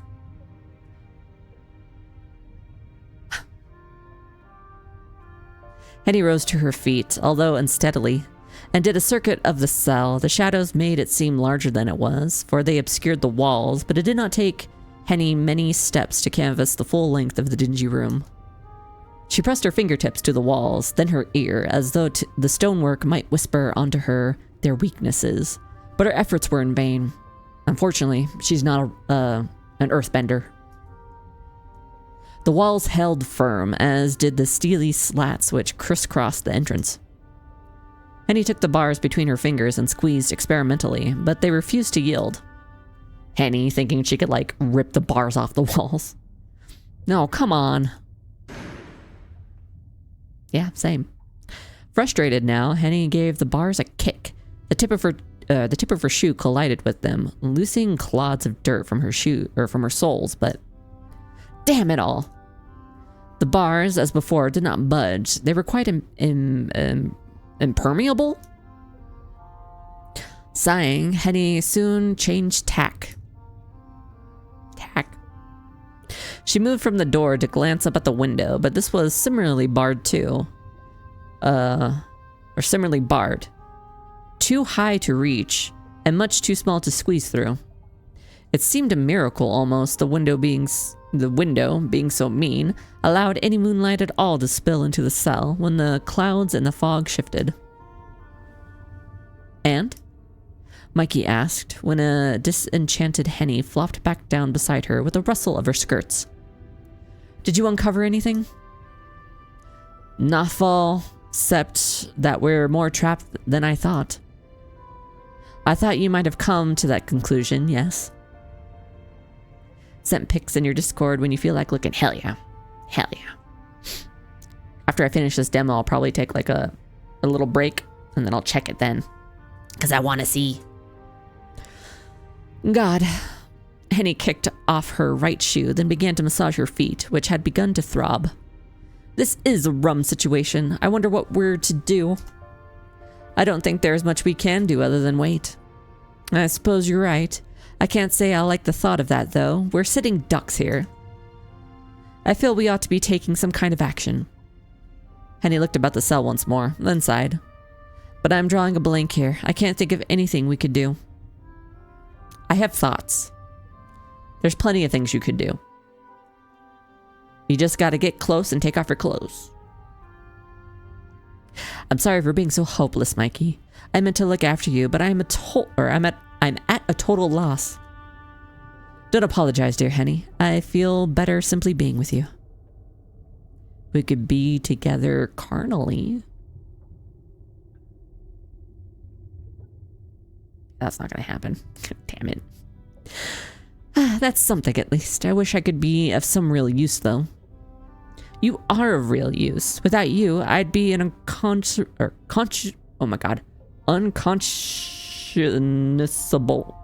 I know how to say this word. Jesus Christ. Unconscionable? Unconscionable. Yes. I'd be an unconscionable mess, weeping on the floor. Well, we can't be having that. It breaks my heart to see you cry. Much as it breaks mine to see you to see yourself flagellate. So, over something that is not your fault. Touché. Now that we're well and truly stuck here, I suppose we ought to make the best of it, although I have a bad feeling about this place. It gives me the creeps. I don't know who imprisoned us here, or what cause, but they have no manners to speak of. Why, it's almost as if... Hello? Marco? Hello? Henny began, but she found herself unable to finish this sentence. A sound issued forth from the darkness, emitting from beyond their tightly sealed cell. It was a faint sound, like that of an far-off rain, but Henny still heard it, the sour air being so still and silent. It sounded like a scream. Good God! Henry sat up... I said Henry again. Henny sat up straighter. her fingers digging into her arches. Her arches? Her eyes alert. What in the world was that? I suppose that was just the wind? Yeah, right. Do you really think so? Yes, I imagine. You guys are living in Delulu land. Mikey answered in an affirmative, though deep down, both she and Henny knew the truth. That had not been the wind. It had been too raw, too pained, too, though faint, unmistakably human. There were other cells, or so it seemed, besides theirs, where others were incarcerated, others whom, right now, were being tortured by unknown hands. Mikey could feel the fine hairs on the back of her neck standing up. Her body, which felt constrained by her stays? By her stays, quivered. All she could do was sit there, her legs pressed to her chest like a fitful young girl, as she murmured, more for her own benefit than Henny's. Oh. See, I'm glad you're in here, because I don't fucking know. I think I only ever wore a corset, like, in high school. And it was like, you know, Hot Topic kind of corset. You wore it over, like, a blouse sort of shirt. Yeah, I had my goth... Well, yeah, I hadn't figured out I was trans yet in high school, so I had my goth girl phase in high school.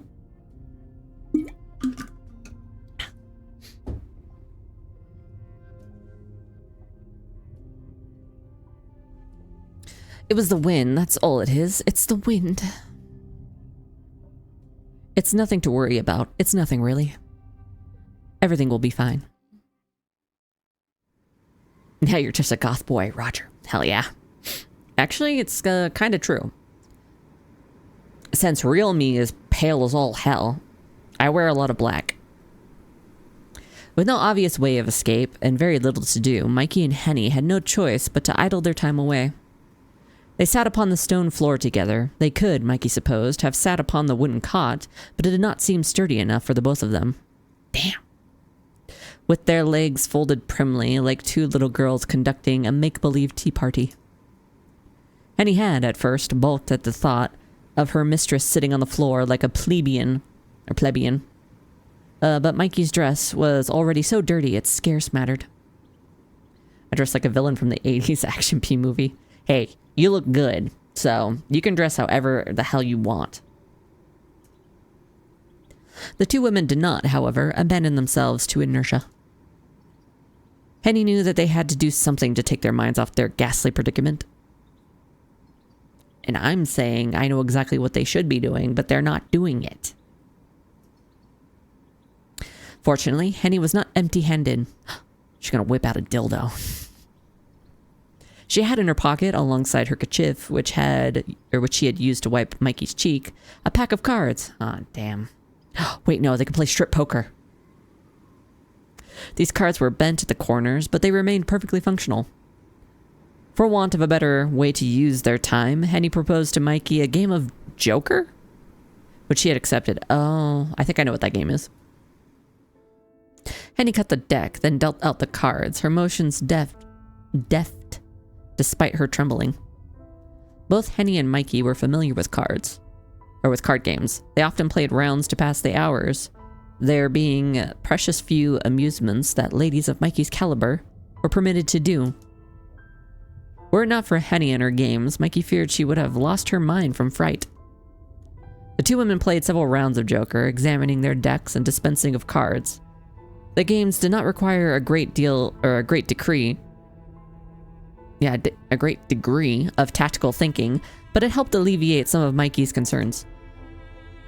It could not, alas, alleviate the cold, but Mikey had been shivering for so long she had almost grown accustomed to it.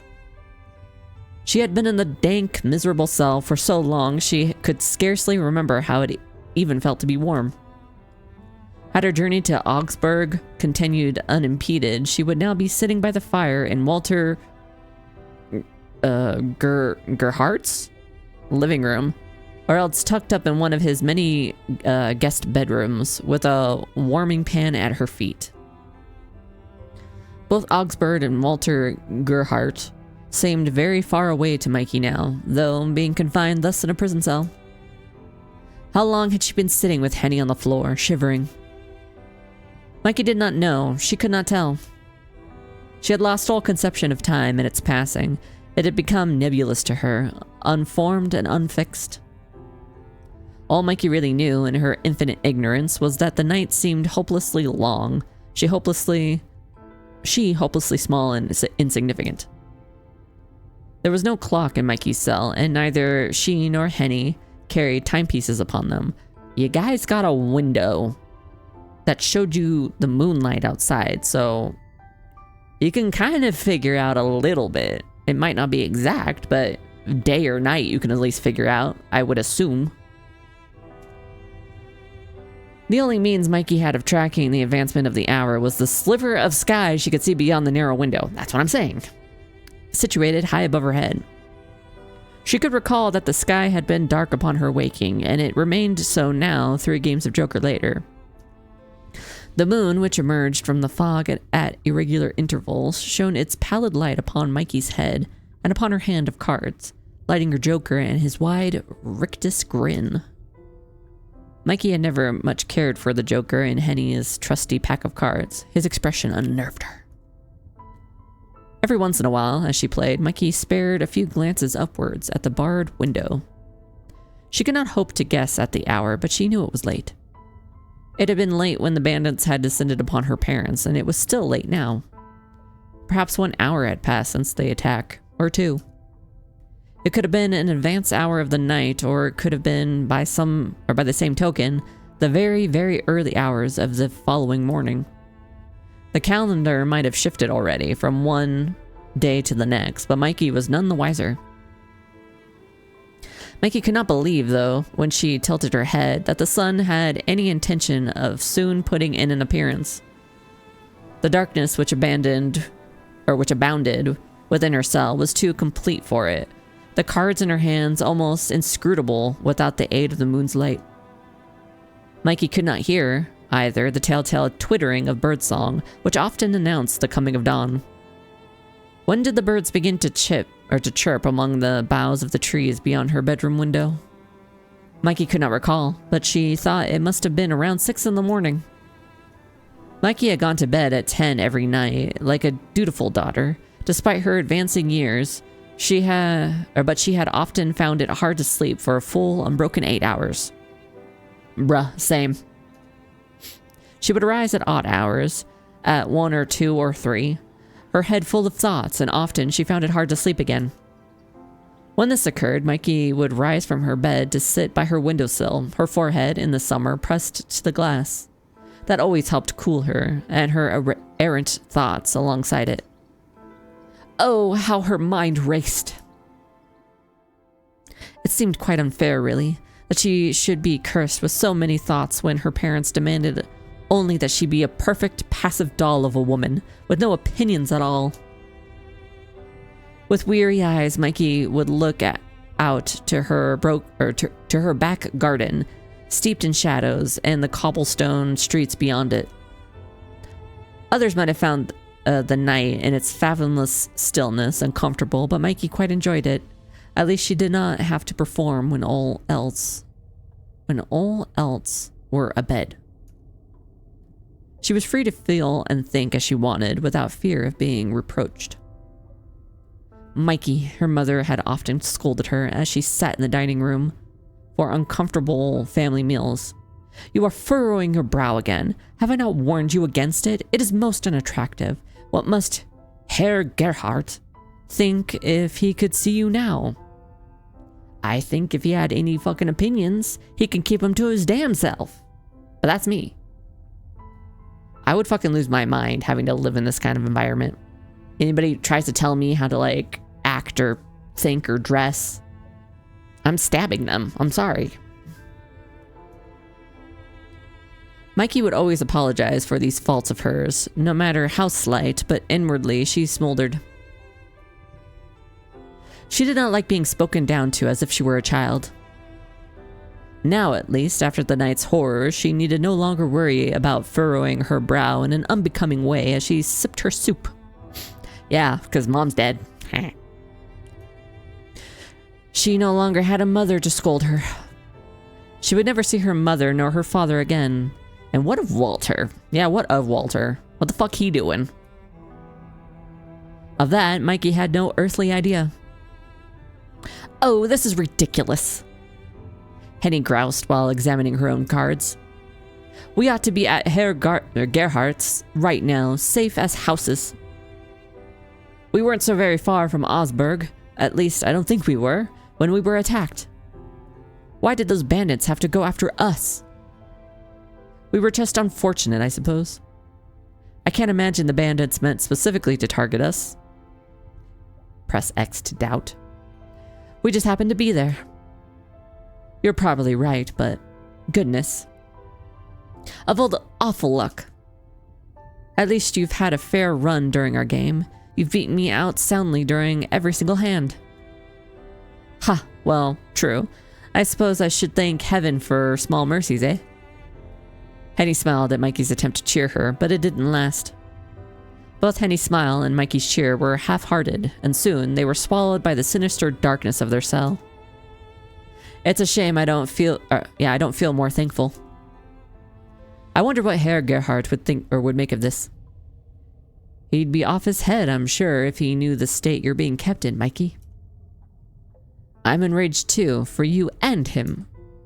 You deserve far better than this. You're a Von Essen, for crying out loud. The person who's holding us here will feel mighty sorry when they realize who you are. You're a real lady. Maybe. Mikey's reply was vague in both tone and meaning. Not even Mikey herself was sure whether she meant to disparage Henny's optimistic assertions that her status as a lady would grant her any favors with her captors, or whether she was a lady at all. Are we trans? No. I know she means something else, but my little trans heart was like... Mikey had been born to a noble family with, it was true, with a lineage which could be traced back centuries. But the Von Essens were not what they had been. Half a century of poor financial decisions and a grandfather with a compulsive gambling addiction had led to the squandering of much of the Von Essens' wealth. While still in possession of their family home and a veritable fleet of maidservants, the family's finances had been in a dire state ever since Mikey's girlhood. Though not openly wanting for cash, Mikey's parents had made a good many purchases based on their family's prestige rather than the figures in their bank account. And I bet they were selling me off to Walter so he could pay off our debts and whatever. Or at least Mom definitely was. Mikey's wedding to Herr Gerhardt would have been an attempt to shore up the family's wealth. Fucking nailed it. I've read enough, like, isekai, I'm just gonna say, like, medieval setting manhwa, to, like, I know where they're going with this. Family's wealth before they could fall from grace altogether, but that now seemed an impossibility. How could Mikey wed Walter when she was incarcerated? He's gonna have to fucking pay my bond. Or pay my bail. If Mikey had loved Walter, she surely would have shed tears over so cruel a fate. As it was, however, she was curiously calm. Yeah, because it means I don't have to fucking wed a dude I don't actually care for. I'd rather be in prison. What did she care how Walter Gerhardt felt? She barely knew him. Well, not to worry. Herr Gerhardt must be sitting in his drawing room now, wondering where the blazes... Oh, there's a typo. I'm not reading that wrong. Where the blazes are? I think you meant we are. I've no idea what time it is. That, Mikey thought glumly, made the two of them. But we should have arrived in Augsburg ages ago. Herr Gerhardt is sure to send out a search party before long. He'll be worried sick about you, Mikey. Again, X to doubt. Do you really think so? No. Absolutely. I mean, he is your fiancé. He's got to be worried. You're such a sweet thing. I don't see how he couldn't. Thank you, Henny. I appreciate it. Don't thank me, Mikey. I'm just stating the facts. If I was a man and I had a fiancé like you, you can bet that I wouldn't let you out of my sight. Bruh, you don't have to be a man. We can just fucking... There's only one bed. And we're cold. If only we cuddled for warmth. And a little bit more than that. Perhaps it's a good thing that I'm here with you then. You, at least, know I'm alright. Yes, you are, and I thank heaven on high for that, or for it. You know I'd do anything to keep you safe, Mikey. Would you fuck me? Prove you'd do anything, Henny, and fuck me. I know. Mikey could well believe that coming from Henny. When it came to Henny's claims about Walter, however, Mikey was less certain. Yeah, me too. Hello? Wait, is that Walter? Okay, I'm starting to change my mind about Walter. No, he's not supposed to be hot. What did she know about Walter, really, other than his age and his occupation, and how fabulously, excessively wealthy he was? Mikey had met Walter on only 3 past occasions, and they exchanged almost as many words. The man was a stranger to her, and Mikey's desire to marry him was inversely proportional with her parents' desire to see her walking down the aisle. Mikey had been dreading her visit to Augsburg for well over a month. Now it had been terminated. She felt a perverse sort of relief. It's because we're gay. Bruh. Part of Mikey had even begun to wonder, as she sat in her cell, whether the bandits' attack had brought with it some good, alongside all the bad. But that, Mikey chastised herself, was hopelessly cruel. Were her parents' lives truly worth that little to her? Well, not Dad, maybe Mom. It was true enough that she may never see Walter Gerhardt again, but she would never see her mother nor her father again, either. It was not a fair trade, not by any stretch of the imagination. How could she have ever thought such a thing? They're called intrusive thoughts. You just kind of like ignore them. They don't define you in any sort of way. It's how you react to the intrusive thoughts once you kind of like register them happening. That's what actually determines like who you are. Like if you think to yourself like randomly out of nowhere, like, what if I just threw myself into traffic and died? And then your immediate reaction to that thought was like, oh God, no, I don't want to die. It's that second thought, the reaction to the first thought, that's actually a reflection of you. So just keep that in mind for anybody who suffers from intrusive thoughts. I do. So here we are. It must, Mikey thought grimly, be because I'm a bad daughter. Mikey, please. My mother was right. I am ungrateful. Perhaps this, then, is a punishment from God. I never appreciated them while they were alive, and now they are dead. We're so dramatic. How cruel and callous I am. Henny might have called Mikey sweet, but Mikey found this hard to believe. A lifetime beneath her mother's iron and implacable rule had taught Mikey how to be submissive, but had not taught her sweetness. She smiled and simpered because it was expected of her, but late at night, when she could not sleep, she seethed. Mikey had resented her parents and Walter alongside them for a long time. That Henny did not know this was perturbing. Henny must not have known Mikey all that well after all. Well, she could get to know me biblically, but she won't take off her clothes. I'm just saying. Or perhaps, Mikey thought with a shiver, it was she who did not truly know herself. It's called being gay.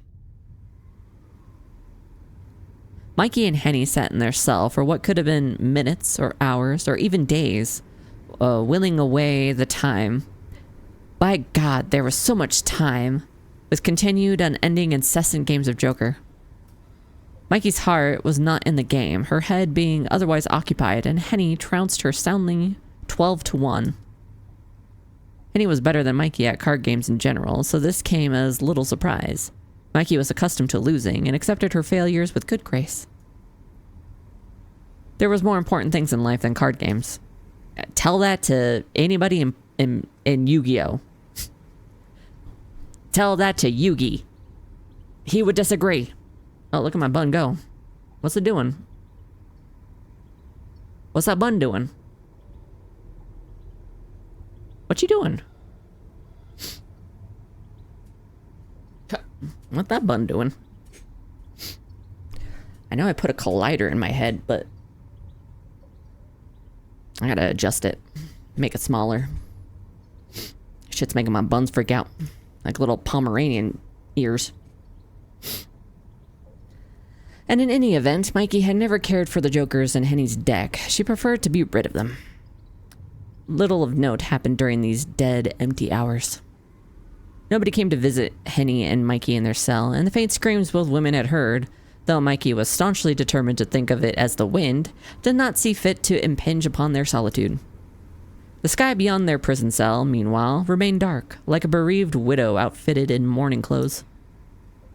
The cold remained oppressive, the stone floor uncomfortable, and Mikey found little in the way of relief, no matter how much he shifted. Mikey had just begun to wonder in a detached way as Henny launched into their 14th round of Joker whether they would ever meet the rescuer. Perhaps whoever had hauled them from the forest had done so not as an act of kindness, but as a means of prolonging their suffering. Are we finally going to meet somebody else? Maybe they meant to keep them locked in the cell, alone, until time itself slowed to a trickle, then ceased. The squalid stone walls tumbling down about them to crush their emaciated corpses in the debris. But soon, shockingly soon, or so it seemed, despite all of the interminable waiting, Mikey found her hypothesis proved wrong. A new character. A new background. She could hear, above the sound of Henny shuffling the deck, a sound. Footsteps. The footsteps were soft at first, that Mikey wondered whether she had heard them, but as the seconds elapsed, they became louder still, until even Henny heard them. Goodness me. Henny fumbled with the cards, then threw them down, face up, red hearts and black spades spilt across the stone.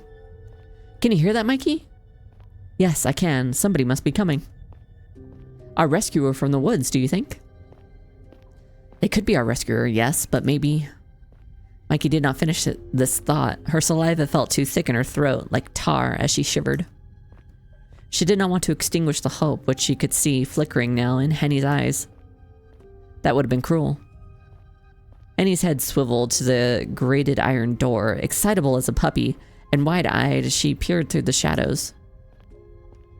This is a turn for the better. I was beginning to worry they'd forgotten all about us. I can't wait to come face to face with them. I'll be sure to tell them exactly what I think about their so-called hospitality. You've said that once before, Henny, and I wish you wouldn't. I don't want to anger them. Oh, stuff and nonsense. I'm sure it will be fine. They're taking a while to get over here. If they wanted to harm us, they had plenty of chances to do it already, surely. That is true, but... The footsteps drew closer still, echoing about the stone walls, echoing too inside Mikey's skull. The footsteps could represent only two things. They would mean salvation if they were lucky, but Mikey found it difficult to believe this. Neither she nor Henny, I was about to say Henry, Jesus Christ, Henny, had been very lucky that night, despite Henny's continued winning hands in Joker. It seemed far more likely that these footsteps would bring about yet more suffering, and sure enough... Well, well, would you look what the cat dragged in?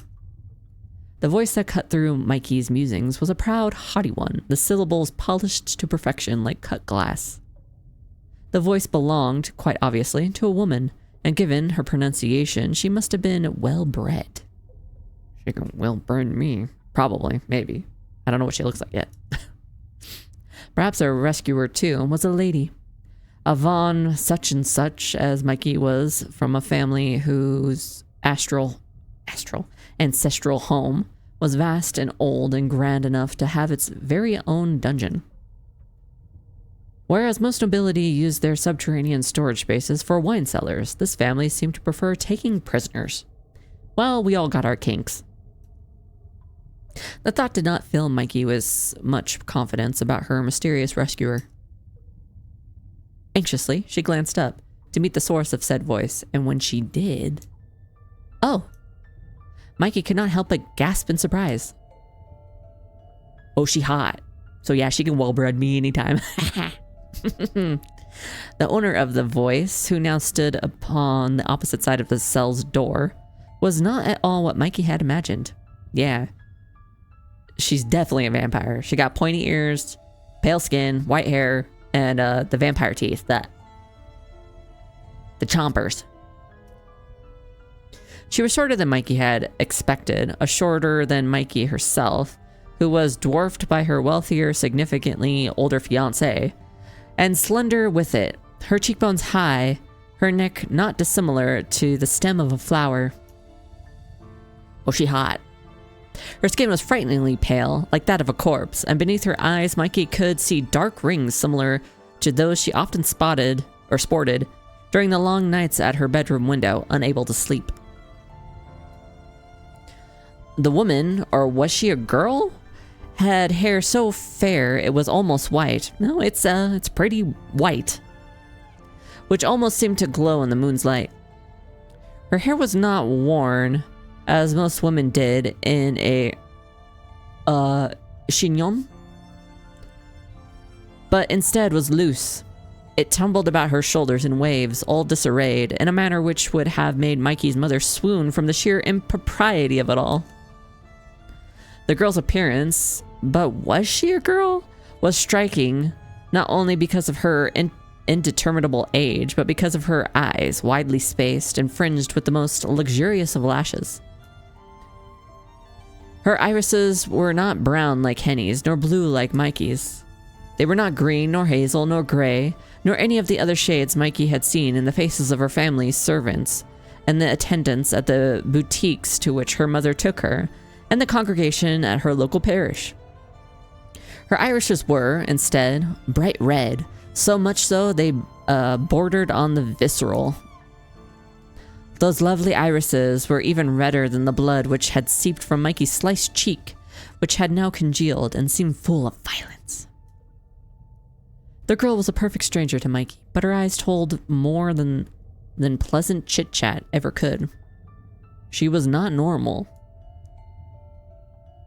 She's gonna be our future manic pixie girlfriend. Mikey knew instinctively, as she gazed upon her, that she should keep her distance, if she could, but this only made her, conversely, feel even more enchanted. She could not look away from her. It was as though her captor had placed her under a spell. That woman. Henny shifted back, her skirts shifting against the ground. She's the one I told you about, Mikey. The one from the woods. She's the one who fought off those bandits. I thought it was unbelievable, what I saw, but now I know it wasn't a dream. She really is real. She killed all those men. She's a monster. I don't care. I got my monster fucker permit right here, bro. A monster? Mikey murmured this under her breath, her expression one of perplexity. Had Henny delivered this indictment against any other, Mikey would have thought her guilty of exaggeration, but she could believe such a claim easily enough when leveled at this woman. The woman did not look as monsters did in fairy tales, with slobbering maws and sharpened claws, but her red eyes make Mikey's blood run cold regardless. She was no ordinary woman, but perhaps that was to be expected. Nothing about the night's events had been ordinary. Oh, a monster am I? The woman's unnatural eyes narrowed, and with a smile, she said, "You cut me to the quick, you humans do. At least you would were I not accustomed to it." Perhaps I bring it upon myself, given the unusual manner in which I treat my guests, but you could at least try to be polite. Why, if it were not for me, the both of you would be lying in the woods right now, mangled beyond all recognition. She got a point. Yeah, she got a point. So you really were the one who saved us? I thought as much. Yours isn't a face anybody could forget in a hurry. Why, thank you. I will take that as a compliment. I am very striking, I know. Why did you save us, though? And how? I can't believe you brought us here, wherever here is, on your own. You must have had help. Oh, if only, but alas. I've not had any help for, well, let's see. It must have been a century at least. She ain't hiding the fact she's a vampire at all. A century? Henny gawked at the woman, her eyes agog. But that would make you older than my grandmother. That can't be right. You don't look a day over 18. Oh, do you really think so? You're too kind. Laughing softly, the woman extricated a key from her pocket, then inserted it into the awaiting keyhole. God, don't fucking tease me. Deftly, she turned it, and deftly, she stepped inside the cell, the hem of her dark cape dragging against the uneven stone floor. Once inside the cell, she turned to pull the door open and locked it anew. There, that ought to do it. It would be horribly tedious if you tried to run from me. I would be able to catch you, of course, but I'd rather not bother with all of the fuss. It's such a hassle. With the door thusly secured, she placed the key inside her pocket and turned to look at her prisoners. For that, Mikey knew, with a sinking feeling, was what she was. She had been aware of her status upon walking in her dank prison cell, but the presence of the woman and how very aloof she was made this abundantly clear. She had not been brought back to this woman's abode as an equal.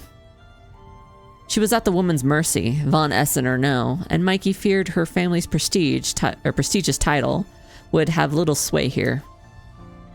The woman did not seem like one who cared for such things. She did not seem like one who cared for much of anything, really, or even about anything.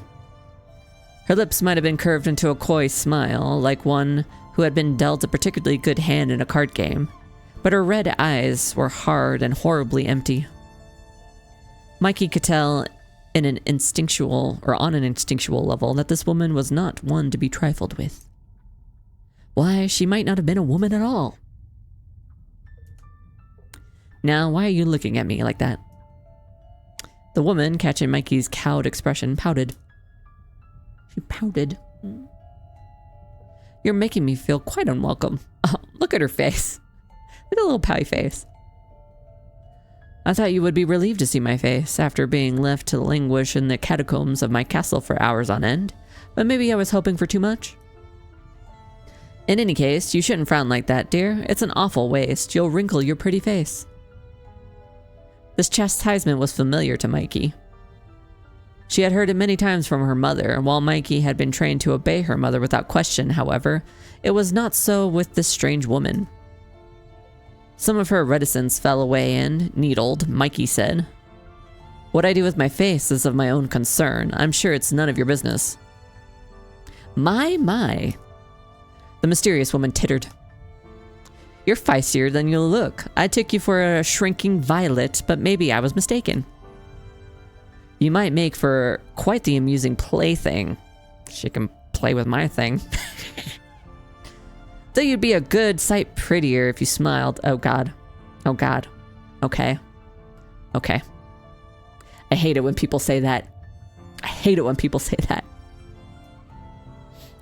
I can't say I blame you for being so surly, though. I've never liked smiling on command either. Thank you. At least you understand. Though it's been many, many years since anybody last tried to give me orders. It's fortunate nobody can tell me what to do now, at least. It came at quite the price, but... Oh well, never mind. Where are my manners?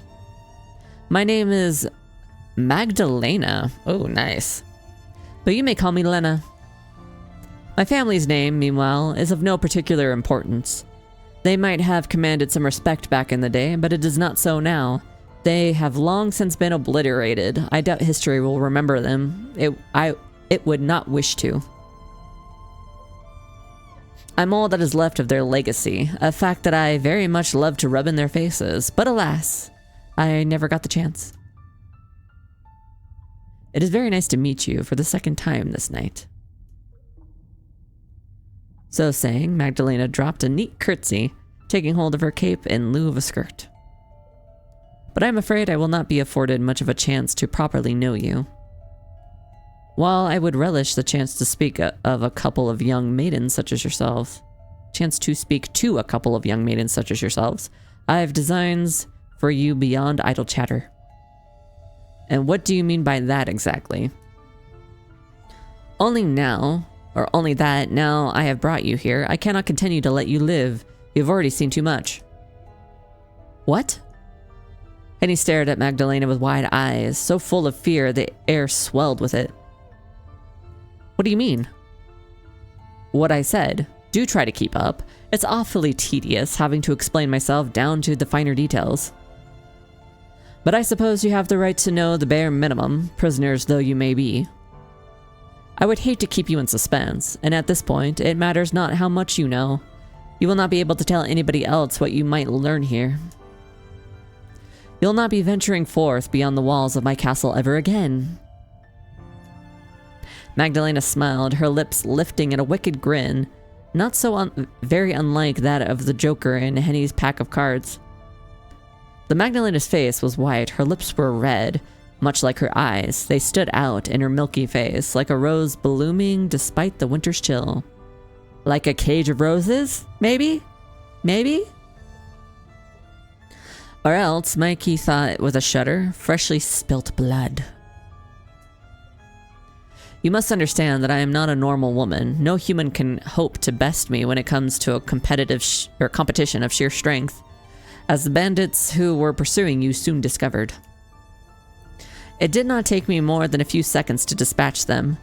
The fight they put up was so pathetic, it makes me wonder why they even bothered. If they'd any respect for my time, they would have slit their own throats with their daggers and saved me the trouble. If only. No, add jail. I'm gonna take a drink of water. Actually, I'm curious about something. Hold on. Oh god, I broke the lid of my water bottle. Damn it. All the ads are going. I'm gonna test this. I set up my model switch so that everything should work just fine, but I'm gonna test it.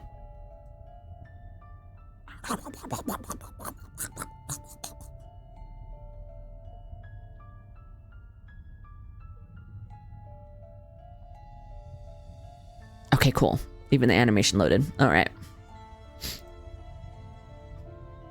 And just test another one just to be sure.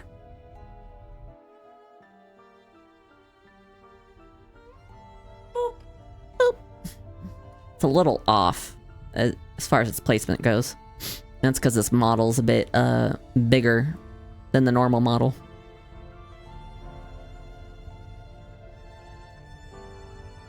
Okay. Yeah, just like this angry expression. Yeah. The anger veins are clipping into my head. Oh well. Anywho. You humans can be awfully thoughtless. But if they had done that, I wouldn't have been able to bring the leader of their little group back to my castle. He was in a bad way, and I was obliged to introduce myself to him before bestowing upon you similar honors. I really must apologize for making you wait. Magdalena dropped another curtsy, as an elegant lady might, but it smacked of insincerity. There was no respect in Magdalena's red irises for her pair of prisoners. Rather than sympathize with their plight, she, instead, seemed little more than amused. How many men and women had Magdalena brought to her castle, and how many had she summarily tortured. Mikey knew of at least one besides herself and Henry. The bandits' leader. Did you kill him? Eventually, yes. It was quite the sight. You have to have seen the way he begged and pleaded and groveled at my feet. A grown man like that, who was particularly made of muscle. Who was practically made of muscle. Oh, how fickle fortune is. Just 1 hour hence, he was the predator, stalking his prey through the woods, alongside his lackeys, and the next. Magdalena drew a hand across her neck in an unequivocal, universal gesture of a slit throat. Well, what goes around comes around. He got what he deserved, and his screams really were exquisite. Did you perchance happen to hear them? He was being rather loud. Henny gave a violent start at this, but said nothing sensible. Her mouth fell open, but only syllables came out, all broken up and interspaced. What? Oh goodness. Surprised, aren't you? You shouldn't be. That man was a bandit, a vulture in a man's flesh who profited on misery. Okay, so I guess they really were just bandits. If it weren't for me, you would have gone the same way as the poor unfortunates in that stalled carriage, the driver and the horses too. Nobody was spared their ravages, man nor beast. They made quite the grisly mess. Were I a century younger, I would have been enough to turn even my stomach. Maybe that is so, but to gloat over another death like that, it doesn't seem right. You're twisted. If I am twisted, that is only because this world.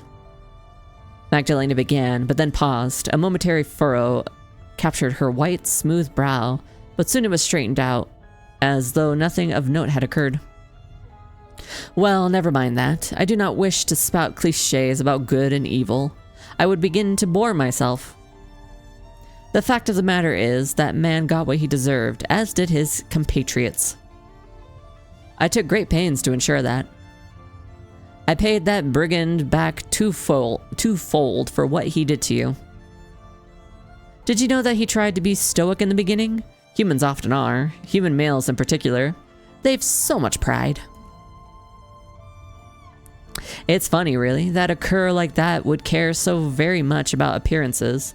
He was less a man than he was a dog, but he still had pretensions of greatness. Or of grandeur. I soon stripped him of these lofty delusions, however. Humans are very alike in one regard, at least. You all scream the same after your bones have been broken, and you all bleed red. That man was a brigand, I'll admit, who deserved the hangman's noose, but that's for a court of law to decide, not you. Oh, Henny. What you did isn't justice. It's barbaric. You shouldn't be taking pleasure in other people's deaths. What gave you the right to kill him, anyway? I had every right to kill him. He was trespassing upon my land, as were you and the young lady here. His life was already forfeit the moment he encroached upon my territory. The Lord's Prayer may say that we ought to forgive those who wrong us, but I've no patience with such teachings. They do not apply to me. The Lord has forsaken me. I am no longer a member of his congregation. He would have no love for me as I am now, and I have little love for him. I cannot conceive how he could have let me suffer so. I can read, I swear. If he truly existed. Sometimes I do wonder. So, you mean to add blasphemy to your list of crimes? Henny? Henny? Calm down, Henny. Oh, I've done far, far worse than that in my time. The morals of you good sententious churchgoers do not apply to me. I am not of your kind. I am a drinker of blood who walks the night. I have been alive for over a century, though my life is very different to yours and your mistress's. I doubt that you could understand me, and neither do I want you to. I have no desire to understand you either. There would be no point. We are much too different. A drinker of blood? But that would make you... A vampire? Duh. It was Mikey who offered forth this label after Henny's voice faltered. Mikey was an ardent devourer of books, and she had read before of such shadowy denizens of the night, much to her mother's chagrin. Lady Von Essen had thought that Mikey, as a well-bred young woman, ought not to read at all.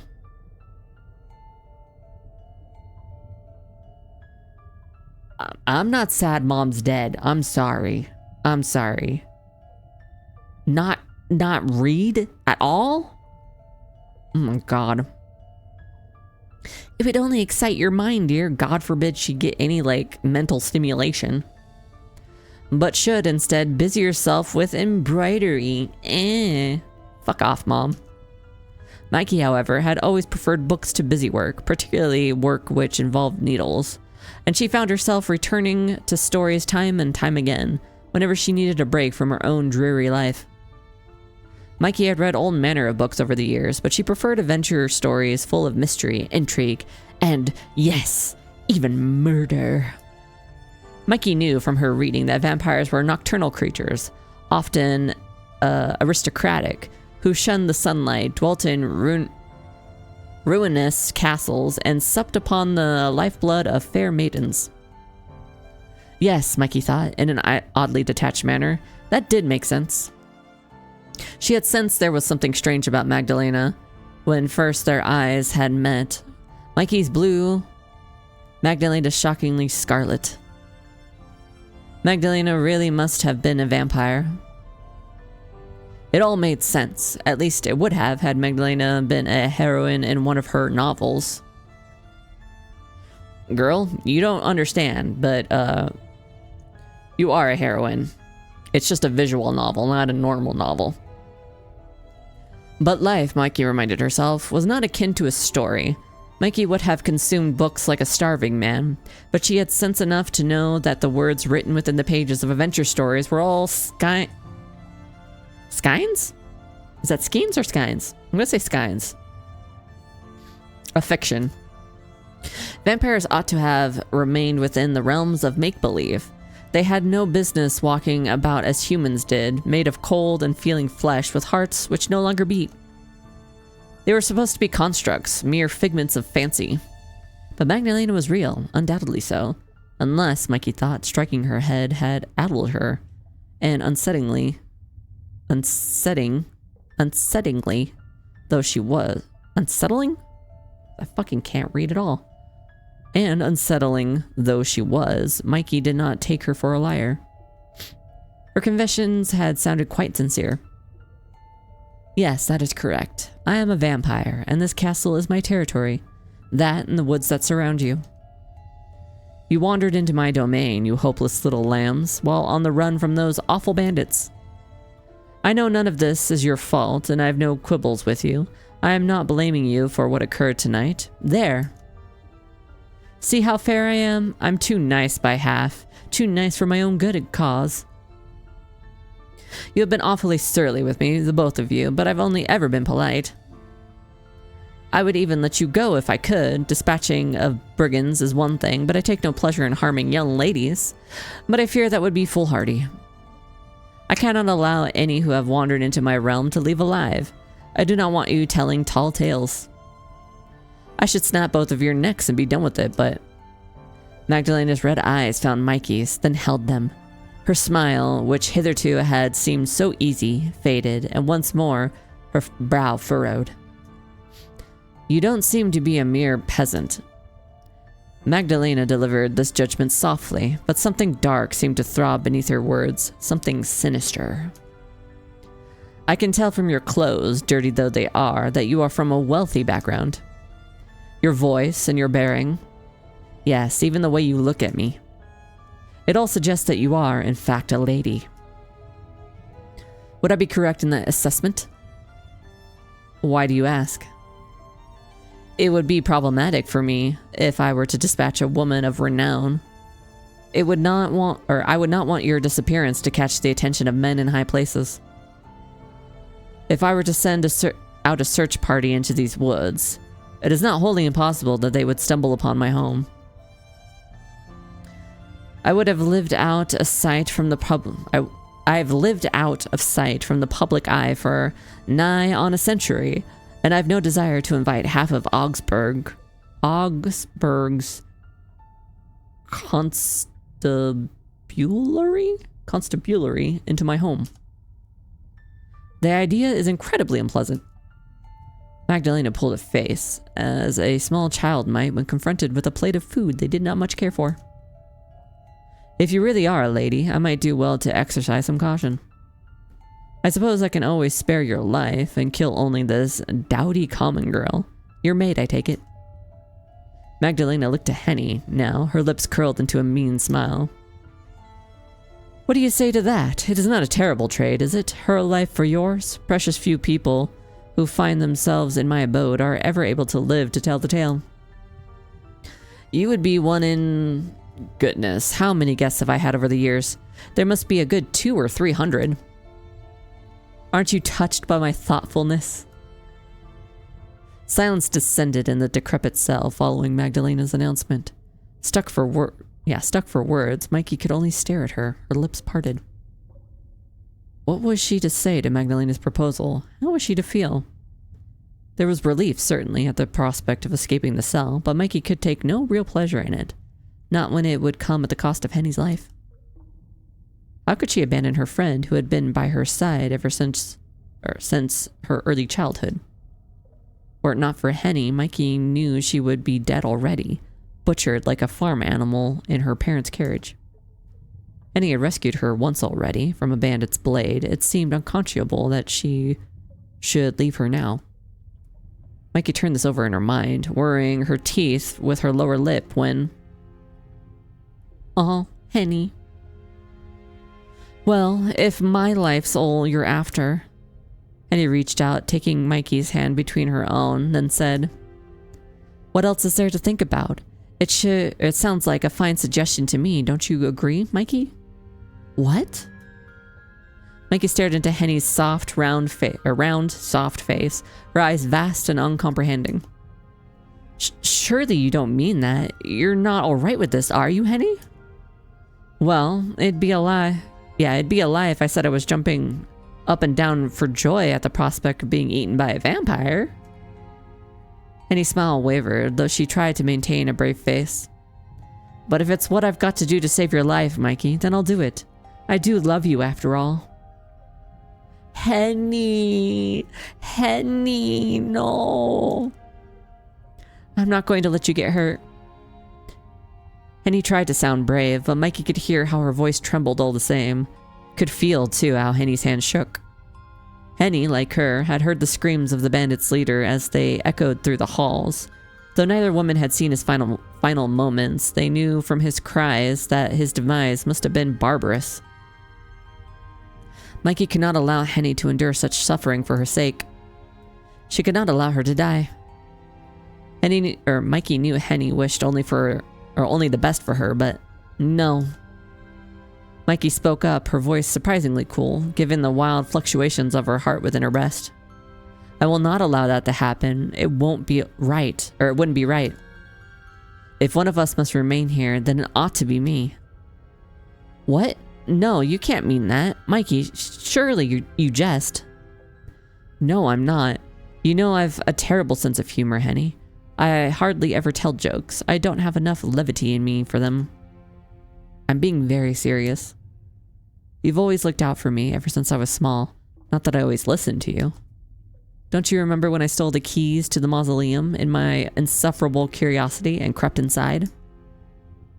But of course I remember. You dragged me in after you, despite my warnings.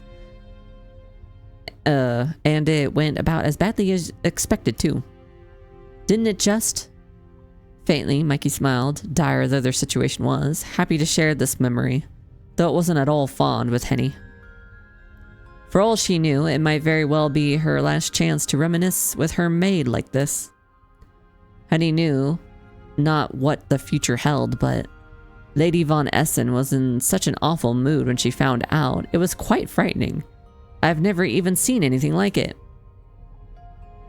Oh yes, she was fearfully cross. It's a wonder fire didn't come out of her nostrils. I recall that she struck you, and then, when I tried to argue on your behalf, she struck me too. Don't like mom. Don't like mom. She struck me so hard, my ears still ring from it sometimes. God, yes, poor Hen. I felt awful about it at the time. Really, I did.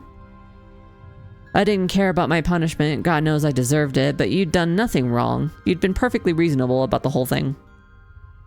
If I'd listened to you, we could have avoided the furor altogether, but I was too reckless.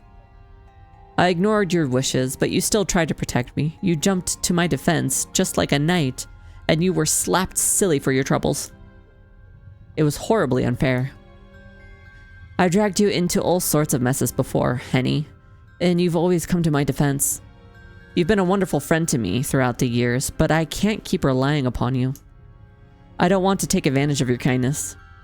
But Mikey, I like it when you rely on me. Please, feel free to take advantage. You want me to take advantage? Okay. Okay. Okay. That's what I'm here for. To take advantage of me. No, I can't. It isn't right. It's long past time that I repaid you. By offering yourself up as a sacrifice in my stead? That isn't what I want. Mikey, please. Yeah, hey, yo. Hello? Henry stared at her mistress, her expression entreating. I love you, but you're acting like a crazy woman.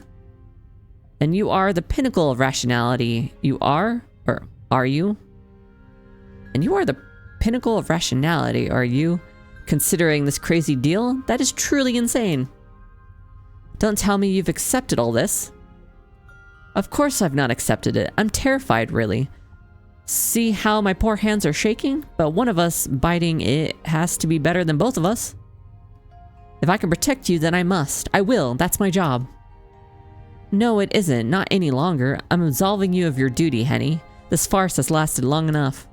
What farce? You know what I mean. Magdalena. Yes? Magdalena looked between the two women, a coy smile playing on her lips. Have you quite finished with your little quarrel? I must confess, I was beginning to feel rather left out. My apologies. I will endeavor not to be so rude in the future to my hostess. Mikey dropped her head in a gesture of esteem, one not so very dissimilar to the way Henny was bidden to bob around her mother. Mikey knew she could not afford to anger Magdalena. If Mikey was to save Henny, she would be obliged to beg and bow and scrape. Fortunately, begging and bowing were not beyond Mikey's means, even though she was a lady. She was no stranger to scraping either, having tearfully entreated her parents to reconsider her marriage prospects. She had failed on that score, but she did not intend to fail now. She knew what she must say. It seemed a stretch that Magdalena would believe her, but if she did... I fear you are laboring under a misapprehension, Lady Magdalena. Your reasoning is sound. There would indeed be a ruckus if a noblewoman was to go missing, but your application is not. I am not a lady, you see, but my companion is. Oh? Oh, I see what she's doing. Magdalena raised an eyebrow. Then you mean to say you are the maid and this lumpen Henny here is the mistress? That is correct, yes. I know I am dressed as a lady, albeit a disgraced one, but that was part of Lord and Lady Von Essen's ruse. While traveling, they often have me dressed as a lady, while Henny, that is to say, Henrique, dresses as a maid. It is a means of subterfuge so that, if our carriage were to be attacked by bandits, I am the one who would be in harm's way rather than my mistress. Only a truly desperate bandit would rummage through the pockets of a maid, especially when she is with her lady. What? Mikey, that's... Henny began... I found another typo. Began. You meant began. Henny began, but Mikey cut her off. She was warming to her ruse, despite the chill which infused the air, and she found she could not still her tongue, not until she had delivered her whole address. Lady Henrique is one whom will be missed in Osberg, not I. She has a fiancé waiting for her, you know, and he is a very important man. If she does not arrive before the dawning of the next day, he will be certain to send out a search party for her. You would not want that, would you? Magdalena pondered Mikey's tall tale for a few moments, one gloved hand resting upon her hip. As if she didn't just witness us, like, talking to each other, Mikey and Henny calling me a Von Essen? Yeah, okay. How big is a cell? Were we out of earshot? I mean, or were we talking that quietly, despite the fact that she got vampire ears that can hear pretty well? As she thought, Mikey stared at her, compelling her through sheer force of will to accept her tale at face value. It was patently unbelievable of this, Mikey knew. But she need not convince a whole jury. She needed only to convince Magdalena. An age seemed to pass, during which nobody spoke until... Oh, very well. If that is how it is, then I suppose I have no choice. You may leave my abode, Lady Henrique. Here, Magdalena dropped another effusive curtsy. If that is indeed your real name. I will grant you the chance to reunite with your fiancé in Osberg, who must be awaiting you with no shortage of anticipation. Who wouldn't, after all, wish to dote upon a maiden as fair and fine as yourself? You called her a lumpen, not, like, 2 minutes ago. Your surprisingly well-spoken maid, however, will be bidden to remain by my side. Do we have a deal? Yes, I would do anything to ensure Lady Henrique's safety. Oh, most assuredly. You would not consent to acting as a decoy on her behalf if you didn't care. What a wonderful friendship you women have. It is quite special, really, particularly given the disparity in your social statuses. Now come along, Lady Henrique. Yeah, she definitely ain't fooled, but she going along with it. It was very lovely to make your acquaintance, but now I fear I must cut our meeting short. Let me escort you to the front door. It's the least I can do for a woman of your lofty status. What? Mikey, no. Henry cried, but in vain. Magdalena was soon upon her, her pale fingers winding tight around her wrist. Mikey, please stop this. Tell her the truth. I'm sorry, Hen, but... Abashed, Mikey dropped her gaze to the stone floor. Though she had given her life for Henny's sake, she found she could not meet her friend's gaze as she was dragged bodily from the prison cell they had both inhabited. The hurt in Henny's countenance and the betrayal stung far too much. This is how it has to be.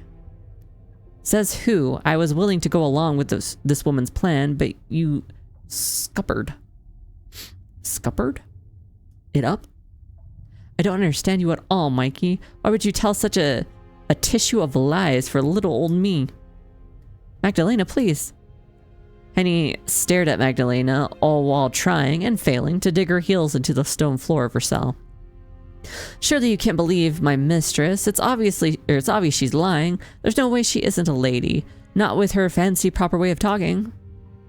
She's far, far more genteel than I could ever dream of being. Her manners are certainly more polished than your own, yes, but perhaps this comes from years of servitude?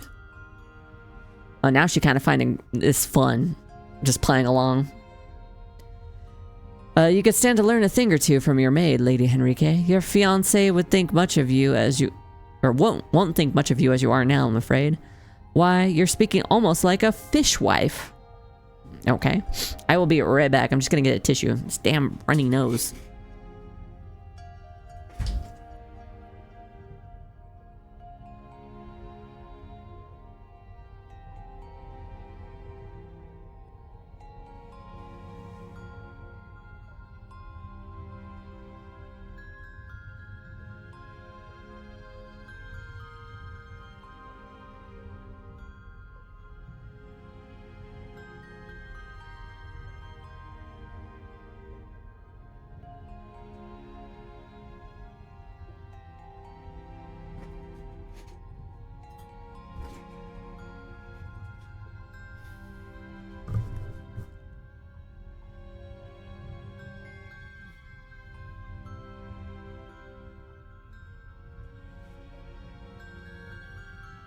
Okay.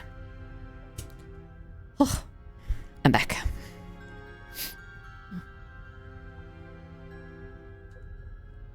Now come along, let us not argue. You will give me a headache.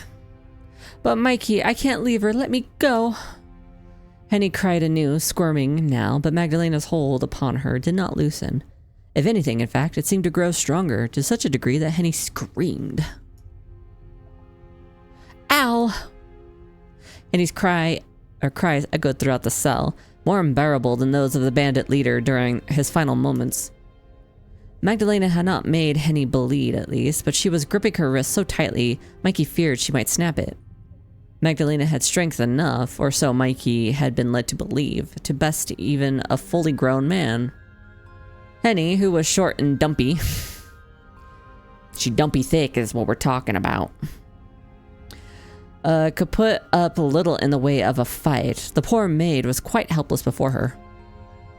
There was nothing which could be done. Not any longer. Henny would have to leave while Mikey would remain incarcerated in this dreary cell, alone. This was what Mikey had wanted when she had spun her, frankly, untenable story. So why then did she feel so guilty? Let go of me, let go, I say. Mikey, please. Henny continued to protest, but Magdalena remained insensible to her cries. The door of the cell was closed anew with a metallic thud, and then Mikey was left, sitting upon the ground, as she had been 1 hour hence when she had woken, pale-faced and trembling, and all alone. I mean, for sure. The vampire definitely knows Mikey lied, for sure. At first I was like, there's no way she believes that, and then it was like, well, yeah, there's definitely no way she believes that. She's just playing along because she thinks it's fun.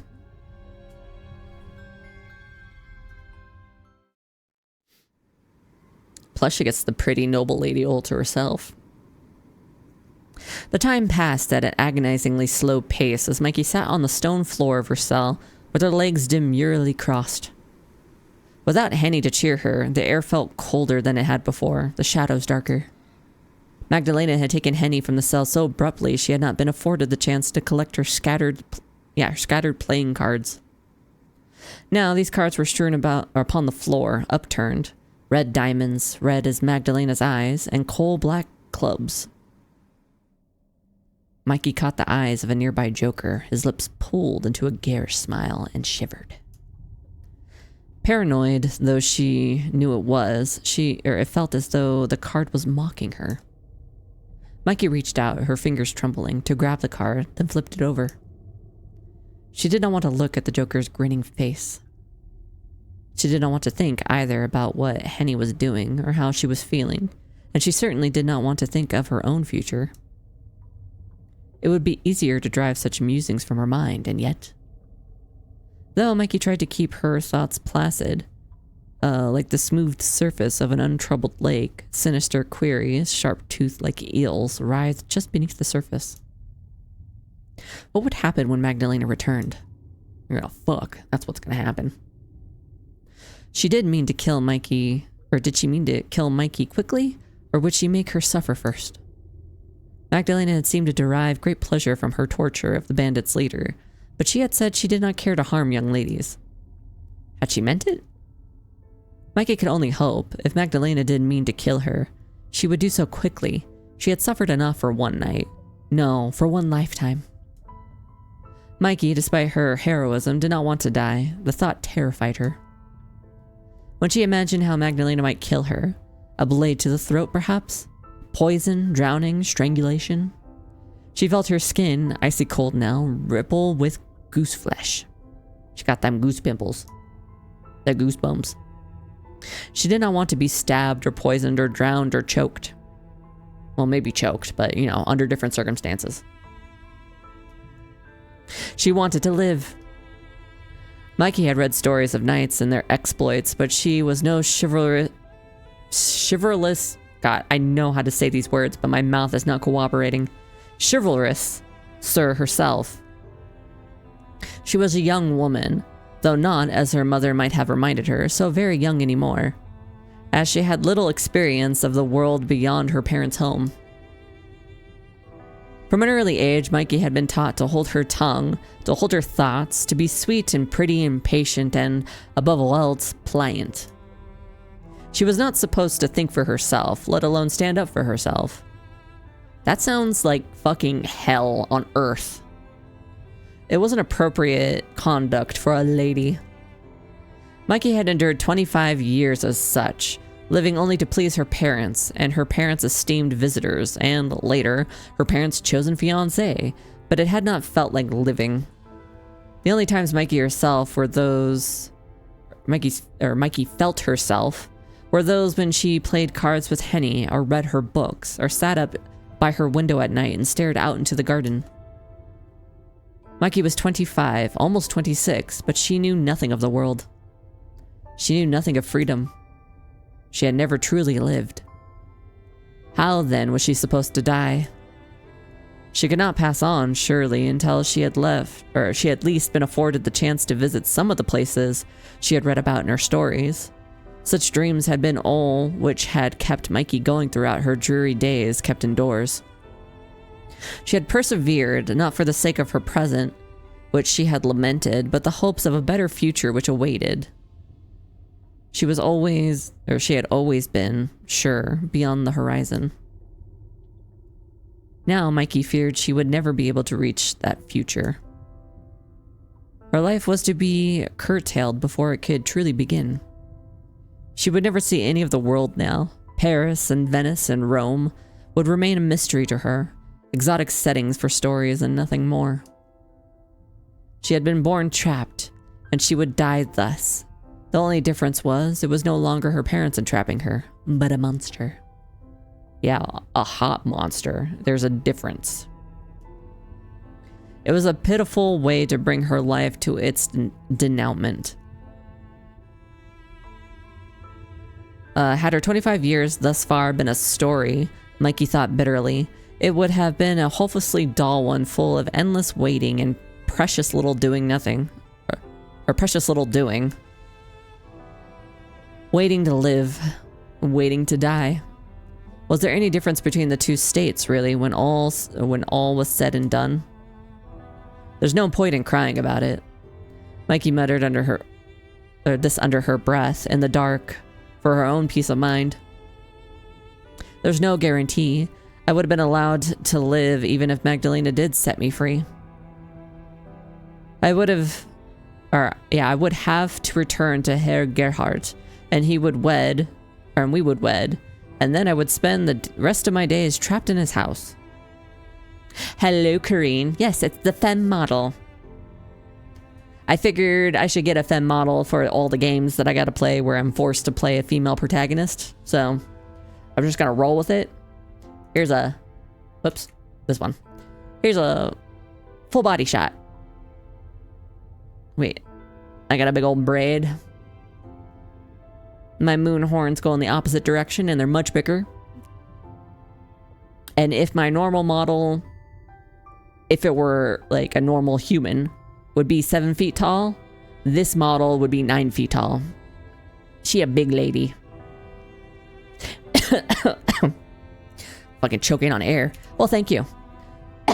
Excuse me.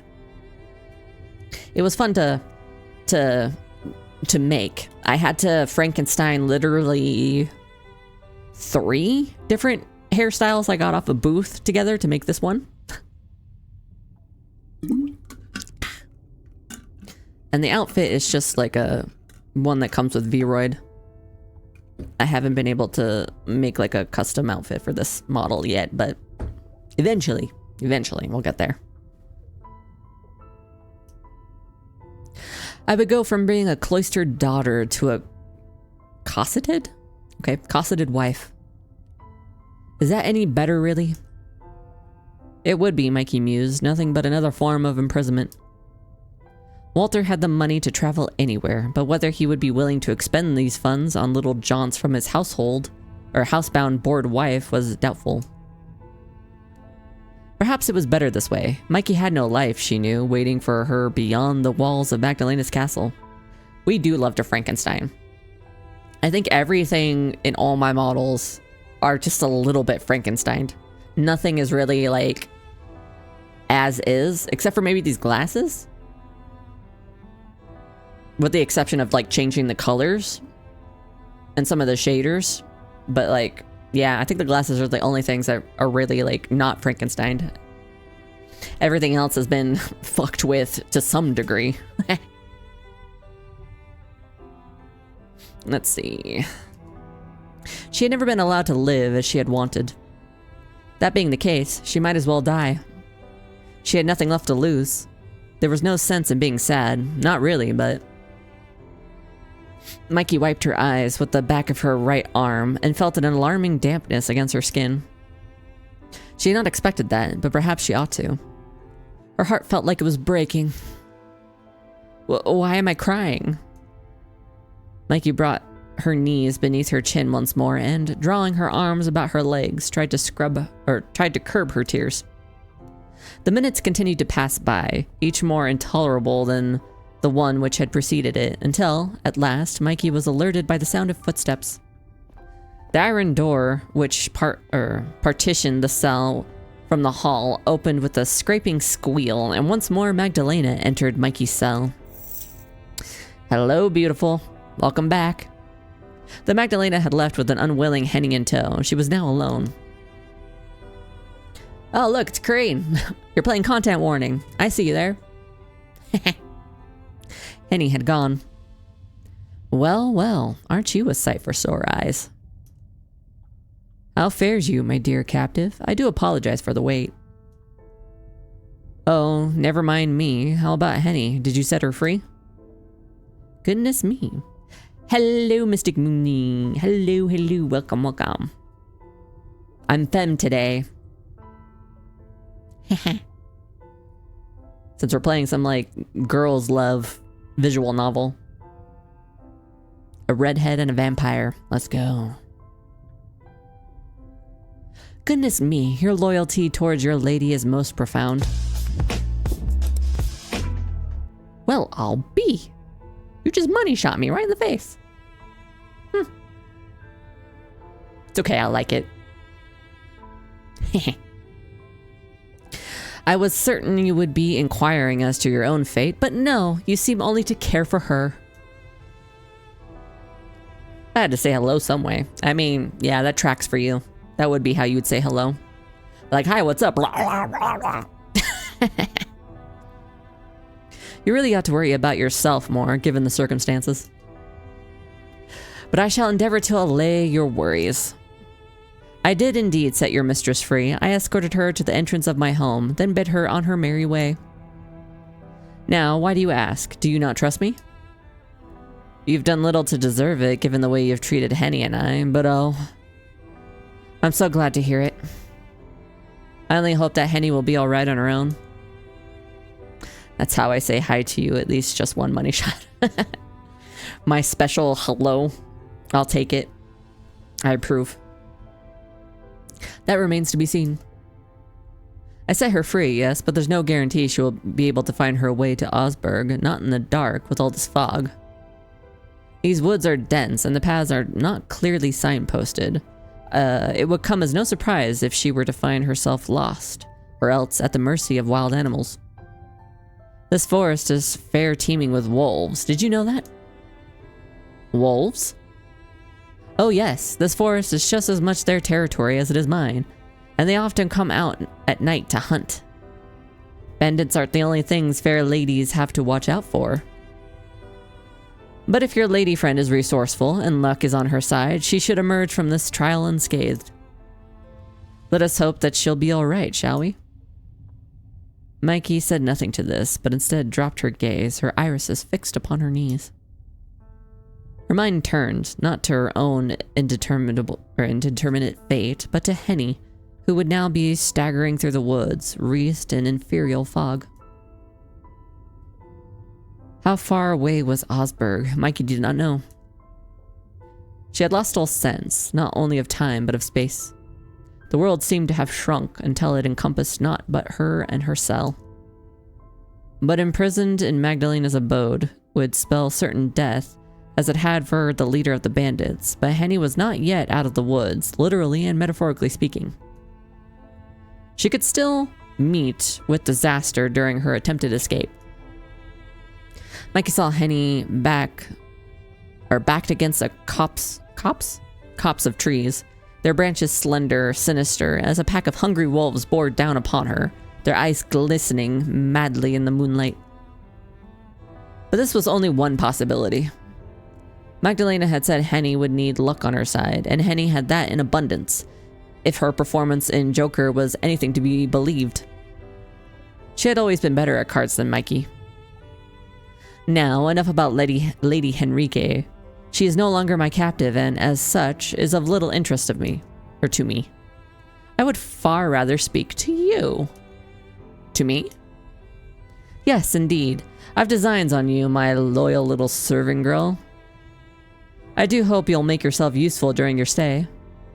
Designs? Then you mean... Mikey pressed her fingers to the base of her throat. She could feel her pulse beating beneath the surface of her cool skin, as erratic as a rabbit caught in a snare. Do you wish to drain me of my blood? Do you want me to drain you of your blood? Magdalena tittered. How very eager you are. Here you go. There it is. Have at me. I'm ready. It is not that. Do not misunderstand. I wish only, if you mean to kill me, that you would do so quickly. I've grown sick of waiting. Oh yes, that look in your eyes is delectable. It may be more so even than your blood. You're so very defiant, but what is this I spy? You appear to be shaking, my poor little Mikey. That is because of the cold. And not because of your fright? I'm shivering in lust. That's what it is. I was able to protect my dear friend. I've nothing to be afraid of now. Then you care nothing of your own life? I've never been afforded a life. You may take it if you wish. You wouldn't be the only one. Ah, yes. That is the fate, or so I have heard, of being a servant, you poor dear. Magdalena's red eyes softened, and for a moment Mikey wondered whether she could not see a trace of sympathy upon her captor's fair face. It lasted only a second, however, before it faded, replaced instead with a wry smile. Well, I hate to be the bearer of bad news, but I cannot comply with your request. For the moment, that is. I will drain your blood in due course, but I've no desire to do so now. The bandits I encountered earlier made for a more than satisfactory meal. I am so glutted, I do not think I could drink another drop of blood. Then you mean to draw this farce out longer still? I'll draw it out for as long as I wish until I'm sufficiently thirsty. There seems little sense in overindulging. Your blood would taste sweeter, I'm sure, than a bandit's, but that only makes it more imperative that I save you until I truly want you. I'm ready. I am ready.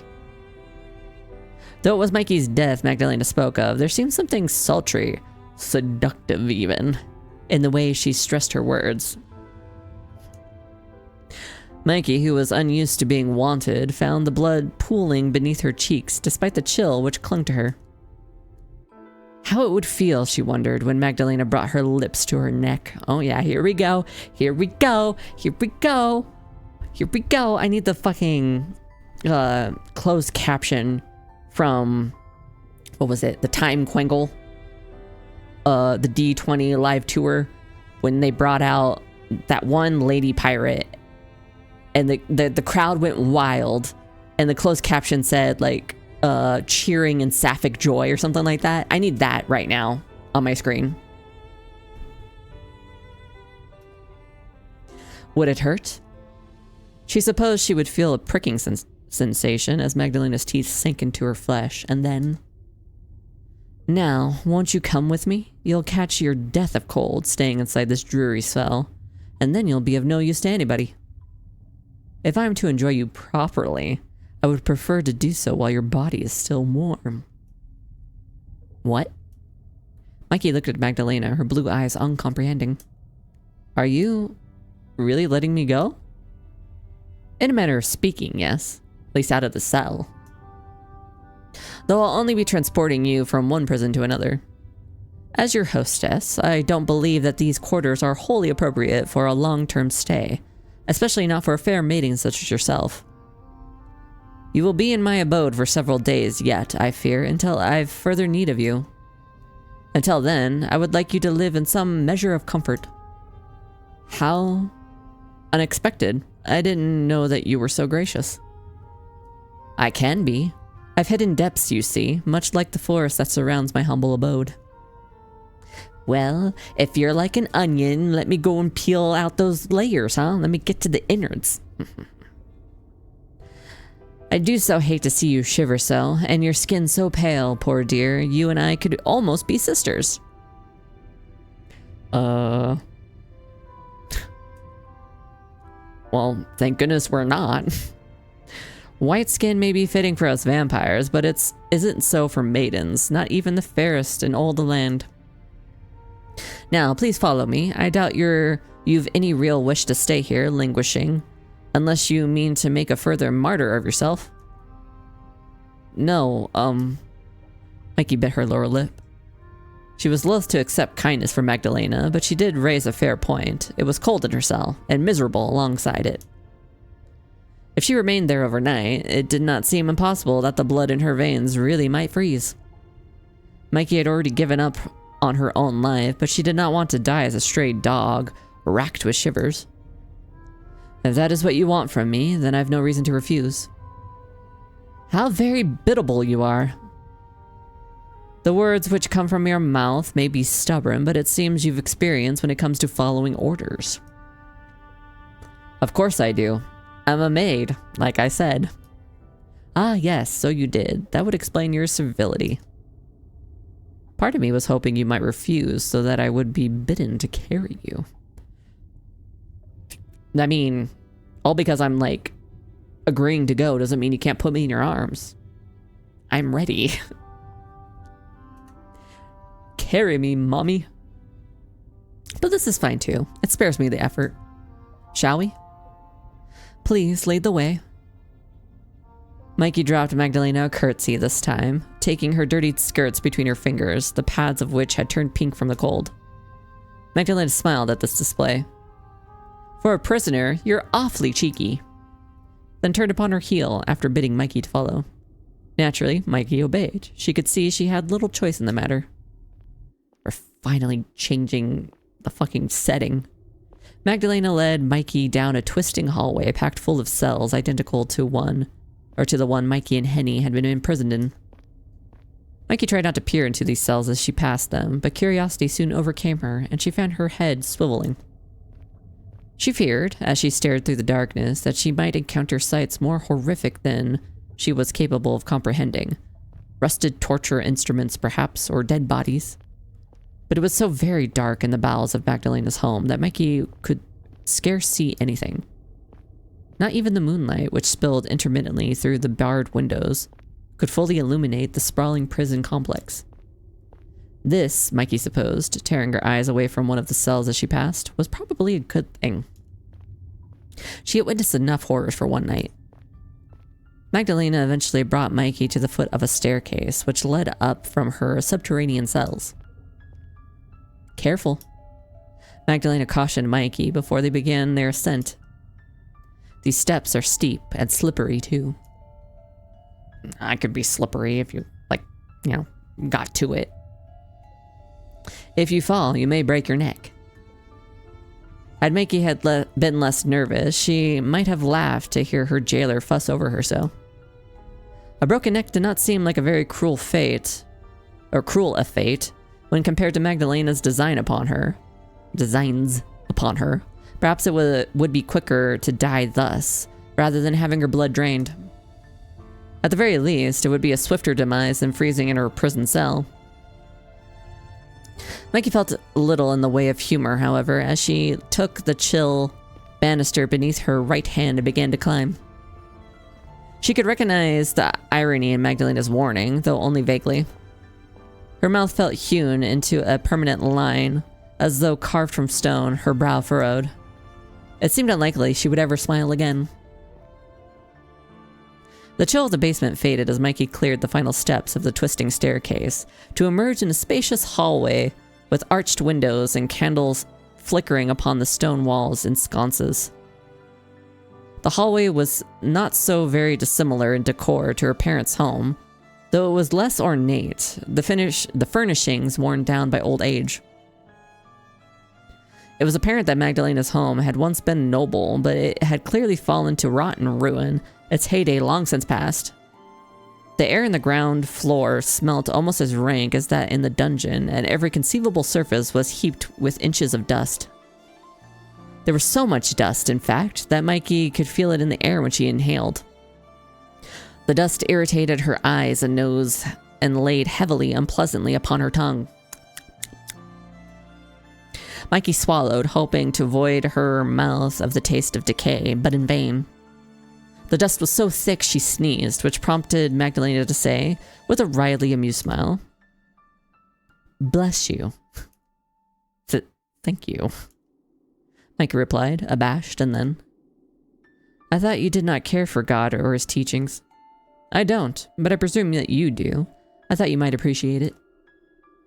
"I see. How very thoughtful of you."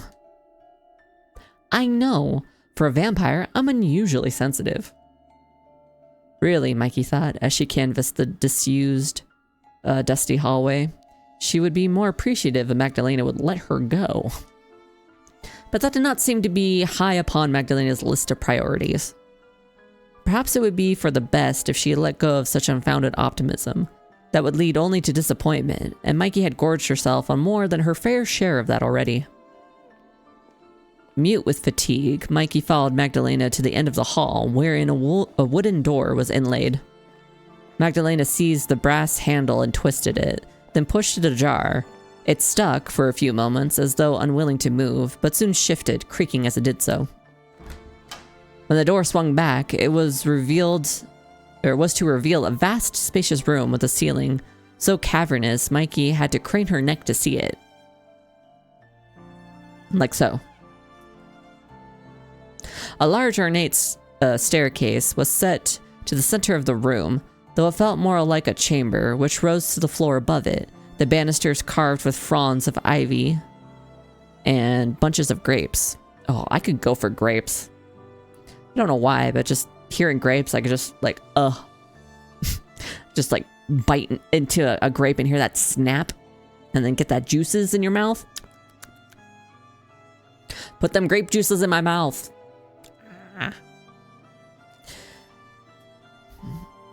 Magdalena's home, could it really be a castle? Was larger even than Mikey's and vast enough to be unnerving. Hold on. I did skip this on accident. Hold on. This, Mikey supposed, must have been the entrance hall. It had clearly been designed to impress, for its vastness was almost dizzying. And then I read that already. Trapped within the scene of spoiled luxury, Mikey felt smaller than ever before. A wooden doll, rather than a grown woman, rattling about in a playhouse. The entrance hall bore a wine-red carpet and stone walls, but it showed clear signs of deterioration. The dust was so profuse that it made Mikey's eyes water, and several of the stone steps which led upwards were cracked and chipped. A grand piano could be found in one corner of the room, but its lid was shut, and Mikey doubted it had been played, if it still could be played, in decades. There was a chandelier in the entrance hall, hanging aloft from the high ceiling, but when Mikey craned her neck upwards, like so, she could see even in the dark that it was festooned? I've never seen that word before. Festooned with spider webs. Like infested? Festooned? Is that like an archaic way to say infested? Hold on, I want to Google that. I'm curious now. Festooned. Festooned.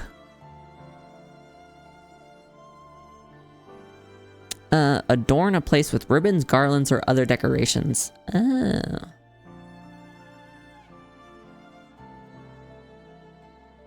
Yeah, okay. Interesting use of that word. Here we go. The house might have been grand once, but it was not so now. It seemed a wonder, really, that it still stood when clearly it was uncared for. Your servants don't seem to be working very hard. Mikey spoke lightly, her voice swallowed by empty air. Perhaps you ought to see to hiring new staff. My mistress would never permit. Mikey brought her hand to the banister of the grand staircase, then drew it back, wincing. The pads of her thumb and index finger were fuzzy with dust.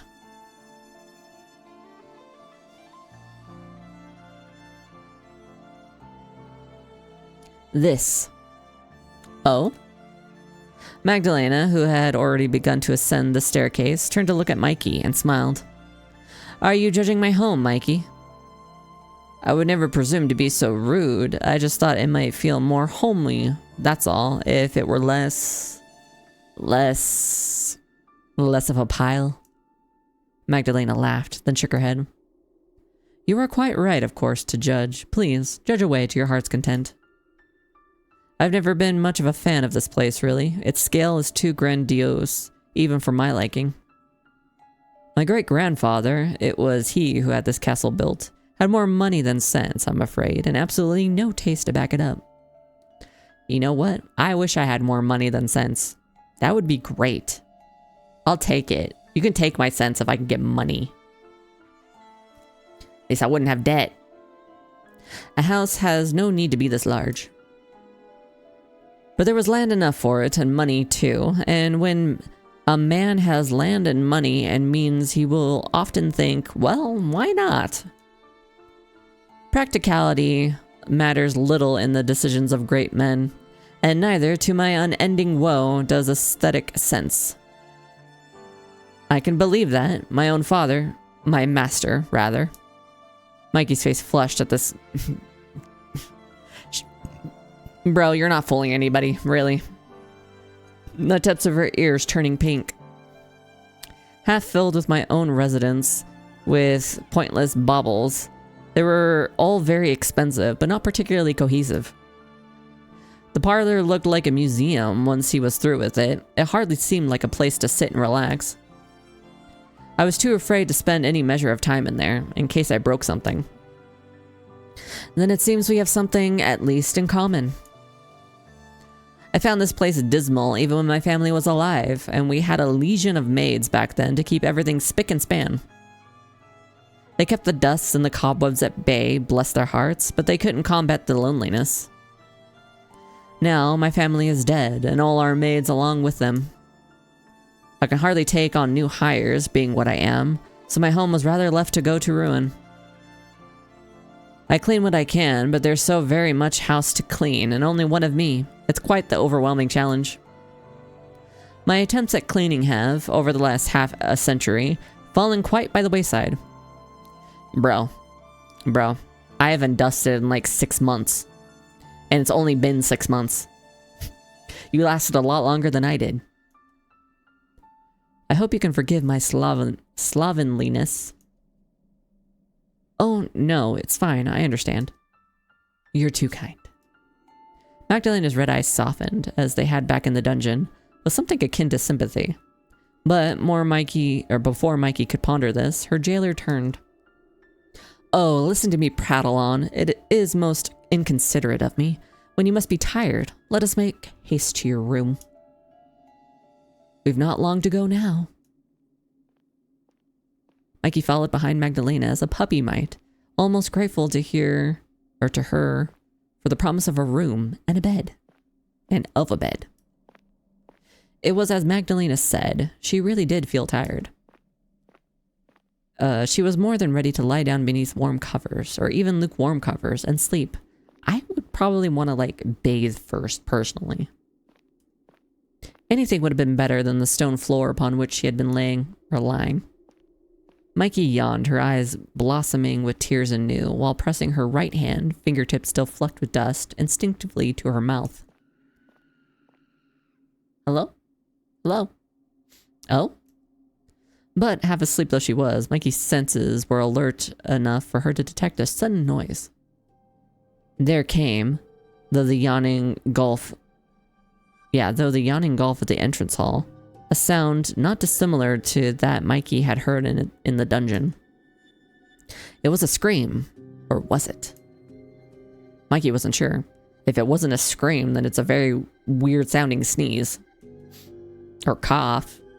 Or laugh? I don't know what else she thinks it could be. This sound, the scream, was fainter than the one she had detected in the dungeon, and seemed to emit not from the ground under which the cells lay, but above her head. Was there another person concealed in Magdalena's abode? Somebody other than herself? Was it another captive kept separate from the rest? Was it Henny? Magdalena. Lena, please. Magdalena is quite the mouthful. I would rather you use a nickname, as you did with your mistress. Mikey wished to contest this. Her relationship with Magdalena was not half so close as to allow the use of nicknames, but she felt too tired to engage in an argument. What did it matter, really, how she addressed Magdalena, when soon she would be dead? Lena, then. What was that noise I just heard?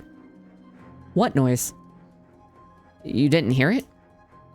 Mikey stared at Magdalena, her expression one of patent disbelief. It wasn't very loud, I'll grant you, but it was unmistakable. I swear, it sounded just like a scream. A scream, Magdalena pondered, one hand beneath her chin. Such sounds are not unheard of in my abode when I'm attending to a prisoner. Mikey shivered. But there's nobody in these walls now, save me and you. Nobody living, at least. Then it's not the imprisoned bandit? Certainly not. He will never make a peep again. I made sure of that with my own two hands. It would be hard for him to speak with half his throat torn out, you see. Are we hearing ghosts? Are there ghosts in the house? Oh. Mikey pressed a hand to her own throat, as if to check its integrity, and as she did so, choked. The air was so thick with dust, it was hard to breathe. Now, dear, worry not. It was not your mistress who screamed thus. If that is what you are wondering, I am a woman of my word, and I promise I let her go. She's quite... well... she's not necessarily all right, but she is away from me and from my home, and there is the possibility she may live to see another dawn. Then who screamed? What was that sound? It must have been your imagination. You have overexerted yourself after the night's events. Anybody would be exhausted in your situation. It didn't feel like a dream, though. No? Magdalena shrugged in a manner which did not seem quite in keeping with her ladylike bearing. I suppose it must have been the wind, then. It is very, draughty in here. Is that all? That is all it could be, unless you mean to suggest that the dead can speak. Magdalena's red eyes bore into Mikey's so intense, Mikey feared that, or they would consume her. Unsettled, Mikey glanced away. She could not stare into those red eyes for too long without shivering. No, I wasn't suggesting that. Good. I know it is expected for women to lose their minds at the drop of a hat, but I've grown quite sick of being regarded as the weaker sex. I'm pleased to see you're doing your level best not to let us down. Why, you haven't swooned even once, which is more than most men can say when I bring them here. It's really quite commendable. You might swoon, though, from a lack of sleep if we continue to tarry. Let us be off, or we shall never make it to our destination. Mikey nodded, then followed along behind her hostess anew. She could no longer hear the scream, but its memory haunted her all the same. Mikey had heard, during the course of that night, all kinds of cries born from human misery, and she thought she knew enough now to distinguish such sounds from the howling of the wind. That cry she had heard, though briefly, had not sounded like the breeze, regardless of what Magdalena said. Mikey was certain that that sound had belonged to a person, but why would Magdalena lie about such a thing? It was impossible to say. Light. A bright area. Hello. Here we are. Home sweet home. Oh god. Oh god. No. Are there any blood spots on the wall? Any period spots on the wall? Is What's-Her-Nuts gonna come out with her little box cutter knife and get us? No, no, I'm getting PTSD. Oh, God. If I hear a scream and that music that would play whenever we got chased in Home Sweet Home, I'm gonna fucking shit myself. Oh no, this is pleasant music. I think we're safe. Welcome back, anybody who was stuck in a break. All we really did was hear a scream, talk around it, get no answers about where that scream came from, and then go up the stairs. That's literally all that happened. You didn't miss much. We now entered a room. One I assume I'm going to sleep in. Magdalena looked at Mikey, an amused, almost roguish smile playing on her lips. What do you think? Mikey examined the room mutely, her hands folded at her front. The chamber Magdalena had brought her to was dark, given the lateness of the hour, lit only by a pair of candles on either side of the bed. Mikey could see, however, it was every bit as derelict as the rest of Magdalena's home, and even if she had not been able to see it, she would have smelled it. The air was fusty, as though it had been left to circulate inside the room for years upon end, which it most likely had. Ivy's surface, meanwhile, that Mikey could make out in the flickering candlelight, was covered in dust. I am just everywhere in their house. Just covered in dokebi dust. The sheets upon the bed, though neatly made, were holey with age and with insects. Ugh, insects? Gross. You gonna sleep on bed bugs? Blech. As was the carpet upon the floor. It was a sad room, really, ignorant of human occupation for years, but it was still a superior set of lodgings to those in which Mikey had awoken. At least this room had a bed, a four-poster one, no less, like the one at Mikey's home, with a mattress and sheets upon which Mikey could rest her weary limbs. The bedchamber had a wardrobe too, though Mikey possessed nothing to store it in, save the clothes upon her own back. There was a writing desk upon which lay a basin of washing, and a chamber pot for more delicate business beneath. The pot was, thankfully, far cleaner than the one Mikey had found in the dungeon, so white and spotless she imagined it unused. The desk faced a large window, which was currently obscured by a set of dark blue curtains. Mikey could not see beyond this window, though she doubted she would have been afforded much of a view, even if she had drawn the curtains back. It was very late, after all. It was not as cold in this room as it was in the underground cells, but it was not warm either. The wind crept in through the fine cracks in the aged windows to toy with the reddish-orange flames of the two lit candles. To toy, too, with Mikey's hair and the hem of her dress. She shivered. Do you have a tongue in your head? Magdalena needled Mikey, who had yet to speak. Don't tell me that you've come over all shy. I brought you to this room solely so that you might sleep. I have no wicked designs on your innocence, regardless of how pretty you are.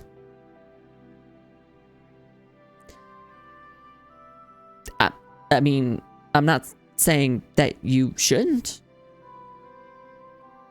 You can have wicked designs on my innocence. I'm okay with that. I only want your blood, not your body. God damn it. No, want my body, please. Want me. Want me. Mother. I beg your pardon? Mikey blinked at Magdalena, uncomprehending. What designs are you speaking of? You cannot tell? I'm sure I've no idea. None whatsoever? You mean none of the books she read had any sex in it? God damn it. Do you know how babies are made? I fear for you, Mikey. I fear for you. None at all. I'm wholly ignorant of such affairs. Goodness me. Magdalena rolled her eyes upward to the ceiling, which seemed to sag beneath its own weight. I can't tell whether you are being dense on purpose or whether you really are that innocent. Did your mother never teach you what men and women do in chambers such as this?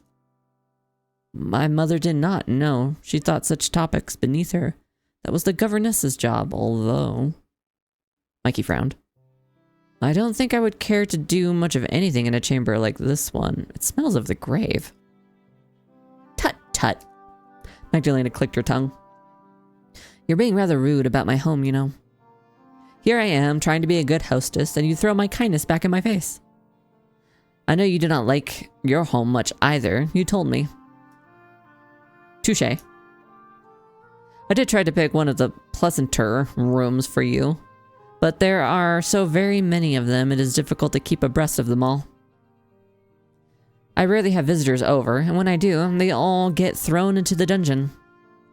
There seemed little point, therefore, in keeping these rooms spick and span. I hope you can forgive all of the dust and general disuse. Oh, I've more to take issue with than that. Yes, I suppose you do. You must have quite the bone to pick with me. Maybe I do, but not right now. I'm too tired. Yes, you do look it. Your face is frightfully pale. I think a good night's sleep is what the doctor ordered, provided you are able to rest, that is. That would be nice, but... Mikey let her fingers trail along the brocaded covers of the bed, her expression pensive. What did you mean earlier when you said you've no designs on my innocence? Yes, let's get into this. Yes. Dear me, I thought perhaps you were joking. But I can see that you're in no fit state for it. I don't tell jokes, I've little to laugh about. And you have even less to laugh about now, you poor dear. Magdalena cleared her throat. I only meant to say that I would not do onto you as a man might, regardless of our surroundings. I've no nefarious intentions. Of that you can be assured. Have nefarious intentions. I want you to. Mikey thought of her governess's explanation of sex and of Walter's expectations come their wedding night, and flushed. Oh, she blushing. She blushing. If the sudden rush of blood beneath her cheeks enticed Magdalena in any way, she did not show it, though her fingers did twitch in their tight, constricting gloves. Oh, she wanna touch me. She wanna touch me. I don't understand. Mikey said after a pause, feeling, for all her reading, quite ignorant and unworldly. I know what men and women do behind closed doors, but how could two women sit about something similar? It's not possible. Oh, sweet innocent Mikey. Oh, it's quite possible. Have you ever heard of scissoring? Magdalena would be happy to show you, I'm sure. You think so? I know so. My governess explained everything to me in great detail. When one wishes to make a baby, well, two women cannot do that. There would be no sense to it. Sex doesn't have to be about procreation. And you think people ought to do things only because they make sense? That is quite narrow-minded. But people are often uneducated in such affairs, both in my time and your own. In some ways, the world has changed a great deal, yet in others. Well, never mind. I can see I'm only confusing you. You're so very innocent, it hurts. Perhaps it is to be expected, though. Ladies ought not to know of such things. They are born and bred to be ignorant. What? Mikey had not understood the full implications of Magdalena's previous lament, but she understood well enough what she meant by this. Why do you call me that? I already told you I'm not a lady, Mikey, do you really think she was fucking fooled? Ugh. Sweet summer child. Am Lady Henrique's faithful servant. Yes, you did say that. And that is true. She is the lady, not I. You did labor the point quite intensely, yes, in the cells. You were so fervent about it, you almost had me fooled. At least you would have. If you weren't such a terrible actress. What? Oh, don't what me. It's quite tiresome. Did you think I would fail to notice all of your fancy turns of phrase? Your vocabulary is that of a well-to-do young madam, not a maid, not even a lady's maid. You wear that sumptuous dress of yours easily, dirty though it is, and your bearing is definitely regal. You can never hope to pass as a common servant girl.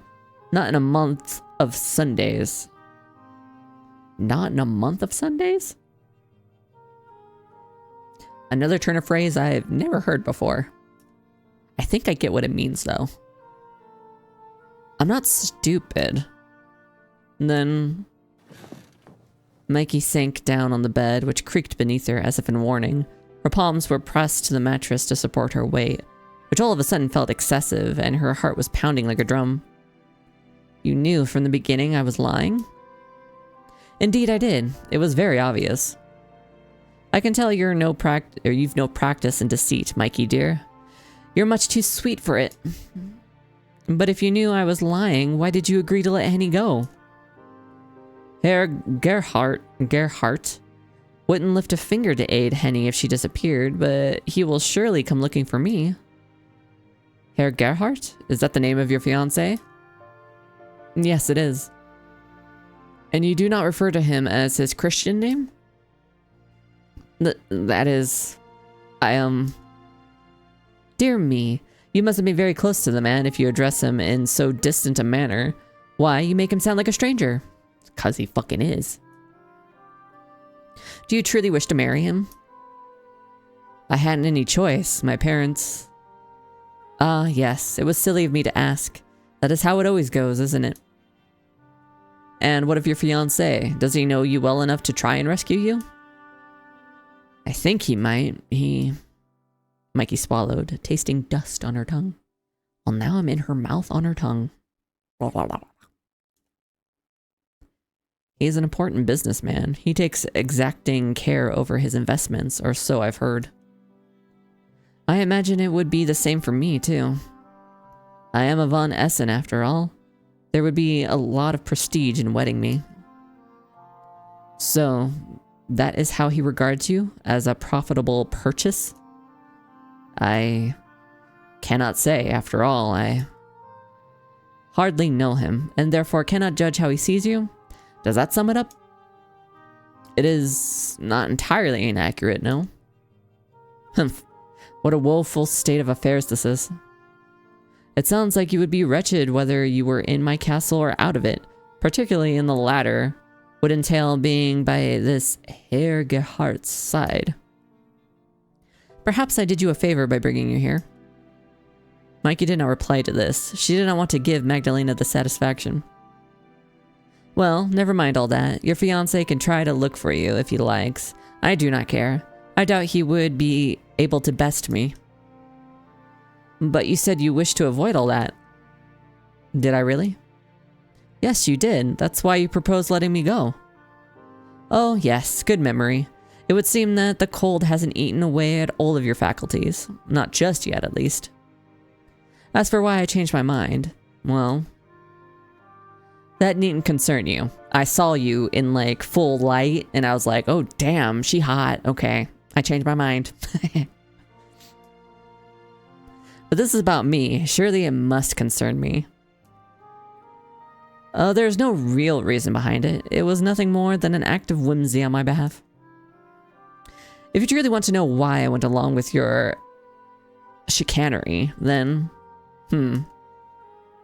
let us say that I felt touched, that is all, upon seeing you throw your own life away for the sake of your maid. Few mistresses would be capable of such compassion. It was truly remarkable. I didn't want your efforts to be in vain, that's all.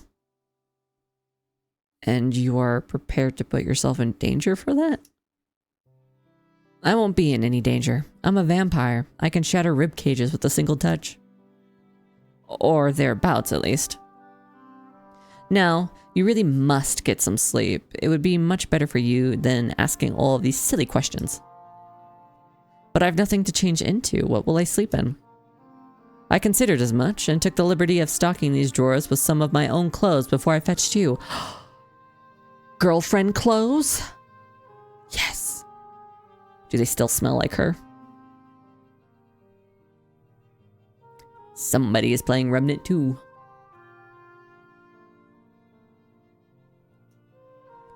You should find that they fit, more or less, and they're clean, which is more than can be said for the rest of the linens in this place. There are books, too, on the shelves, which you may read. I drew up a basin of water for you to wash yourself in upon waking. You can find no better amenities at any inn. in any inn. I do hope you have a pleasant night and sweet dreams. Magdalena smiled sardonically, then dropped Mikey another curtsy. Just try not to breathe in through your nose if the smell bothers you. I won't want you to spend the night coughing. A fair lady such as you needs her sleep. No, come back.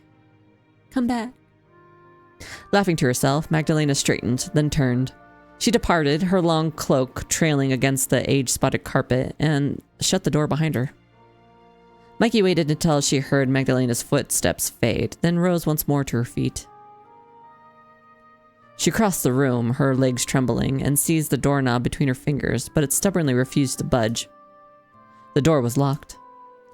Well, of course it is. Mikey sighed. What did I expect? Defeated, Mikey returned to the bed.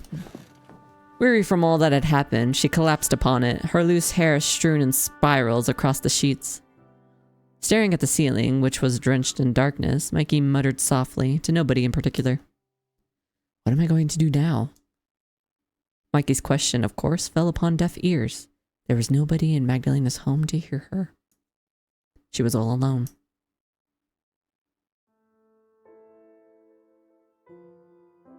There's that iconic image. Mikey tossed and turned uneasily at that night in a bed which smelt of disused decay. The bed was more comfortable than the cell in which she had been held, but it was almost as cold, its thin sheets eaten away by old age and insects. At least the dungeon, with its sole wooden cot and its solitary window, barred against the moonlight, was supposed to be inhospitable. This bedroom, meanwhile, was a different matter. It was richly furnished, yet all its decorations had since been ravaged by time's unrepentant advances. The men and women who must have stayed in this room once, more than a century ago, would surely be dead now. In that sense, the room felt akin to a crypt. Did that make the bed a sarcophagus? Mikey a corpse? Magdalena had spared Mikey's life for the present, but Mikey doubted that she would be fortunate in the future. Magdalena was not, Mikey reminded herself, a human, but a vampire. She meant to suck Mikey of her blood, and when she did, Mikey would lose her life, just as this room's previous inhabitants surely had. Magdalena's home was so decrepit, it seemed unfathomable that life could flourish within its walls. It was not so different, really, from the Von S's mausoleum. The air even smelt the same. It smelt of death. No matter how Mikey tried, she could not get comfortable. All the while she tried to sleep, she heard the wind howling outside, creeping stealthily, like black-cloaked thieves through the cracks in the glass panes. Mikey's bare toes curled against the mattress. Anxiously, she shuddered. What was to become of her now? A cage of roses. Ah, yeah. 3.5 hours.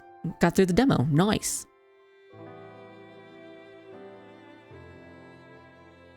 This music is gorgeous.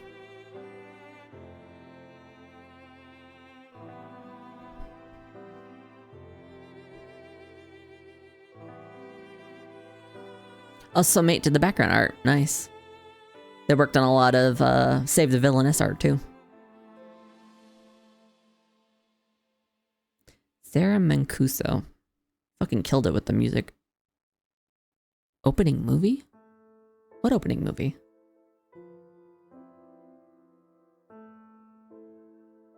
There wasn't really a movie.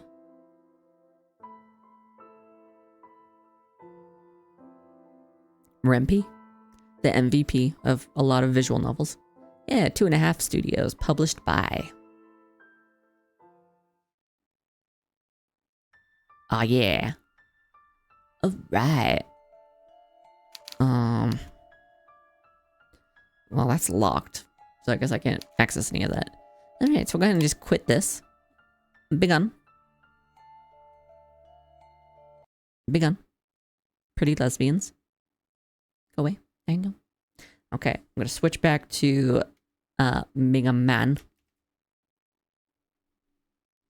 God, if only transitions were that quick and easy. If only. I I said I was going to do Dreambound, then My Sweet Housemate, but I think I'm going to do My Sweet Housemate, then Dreambound. Because Dreambound can run kind of long. And I want to get through My Sweet Housemate.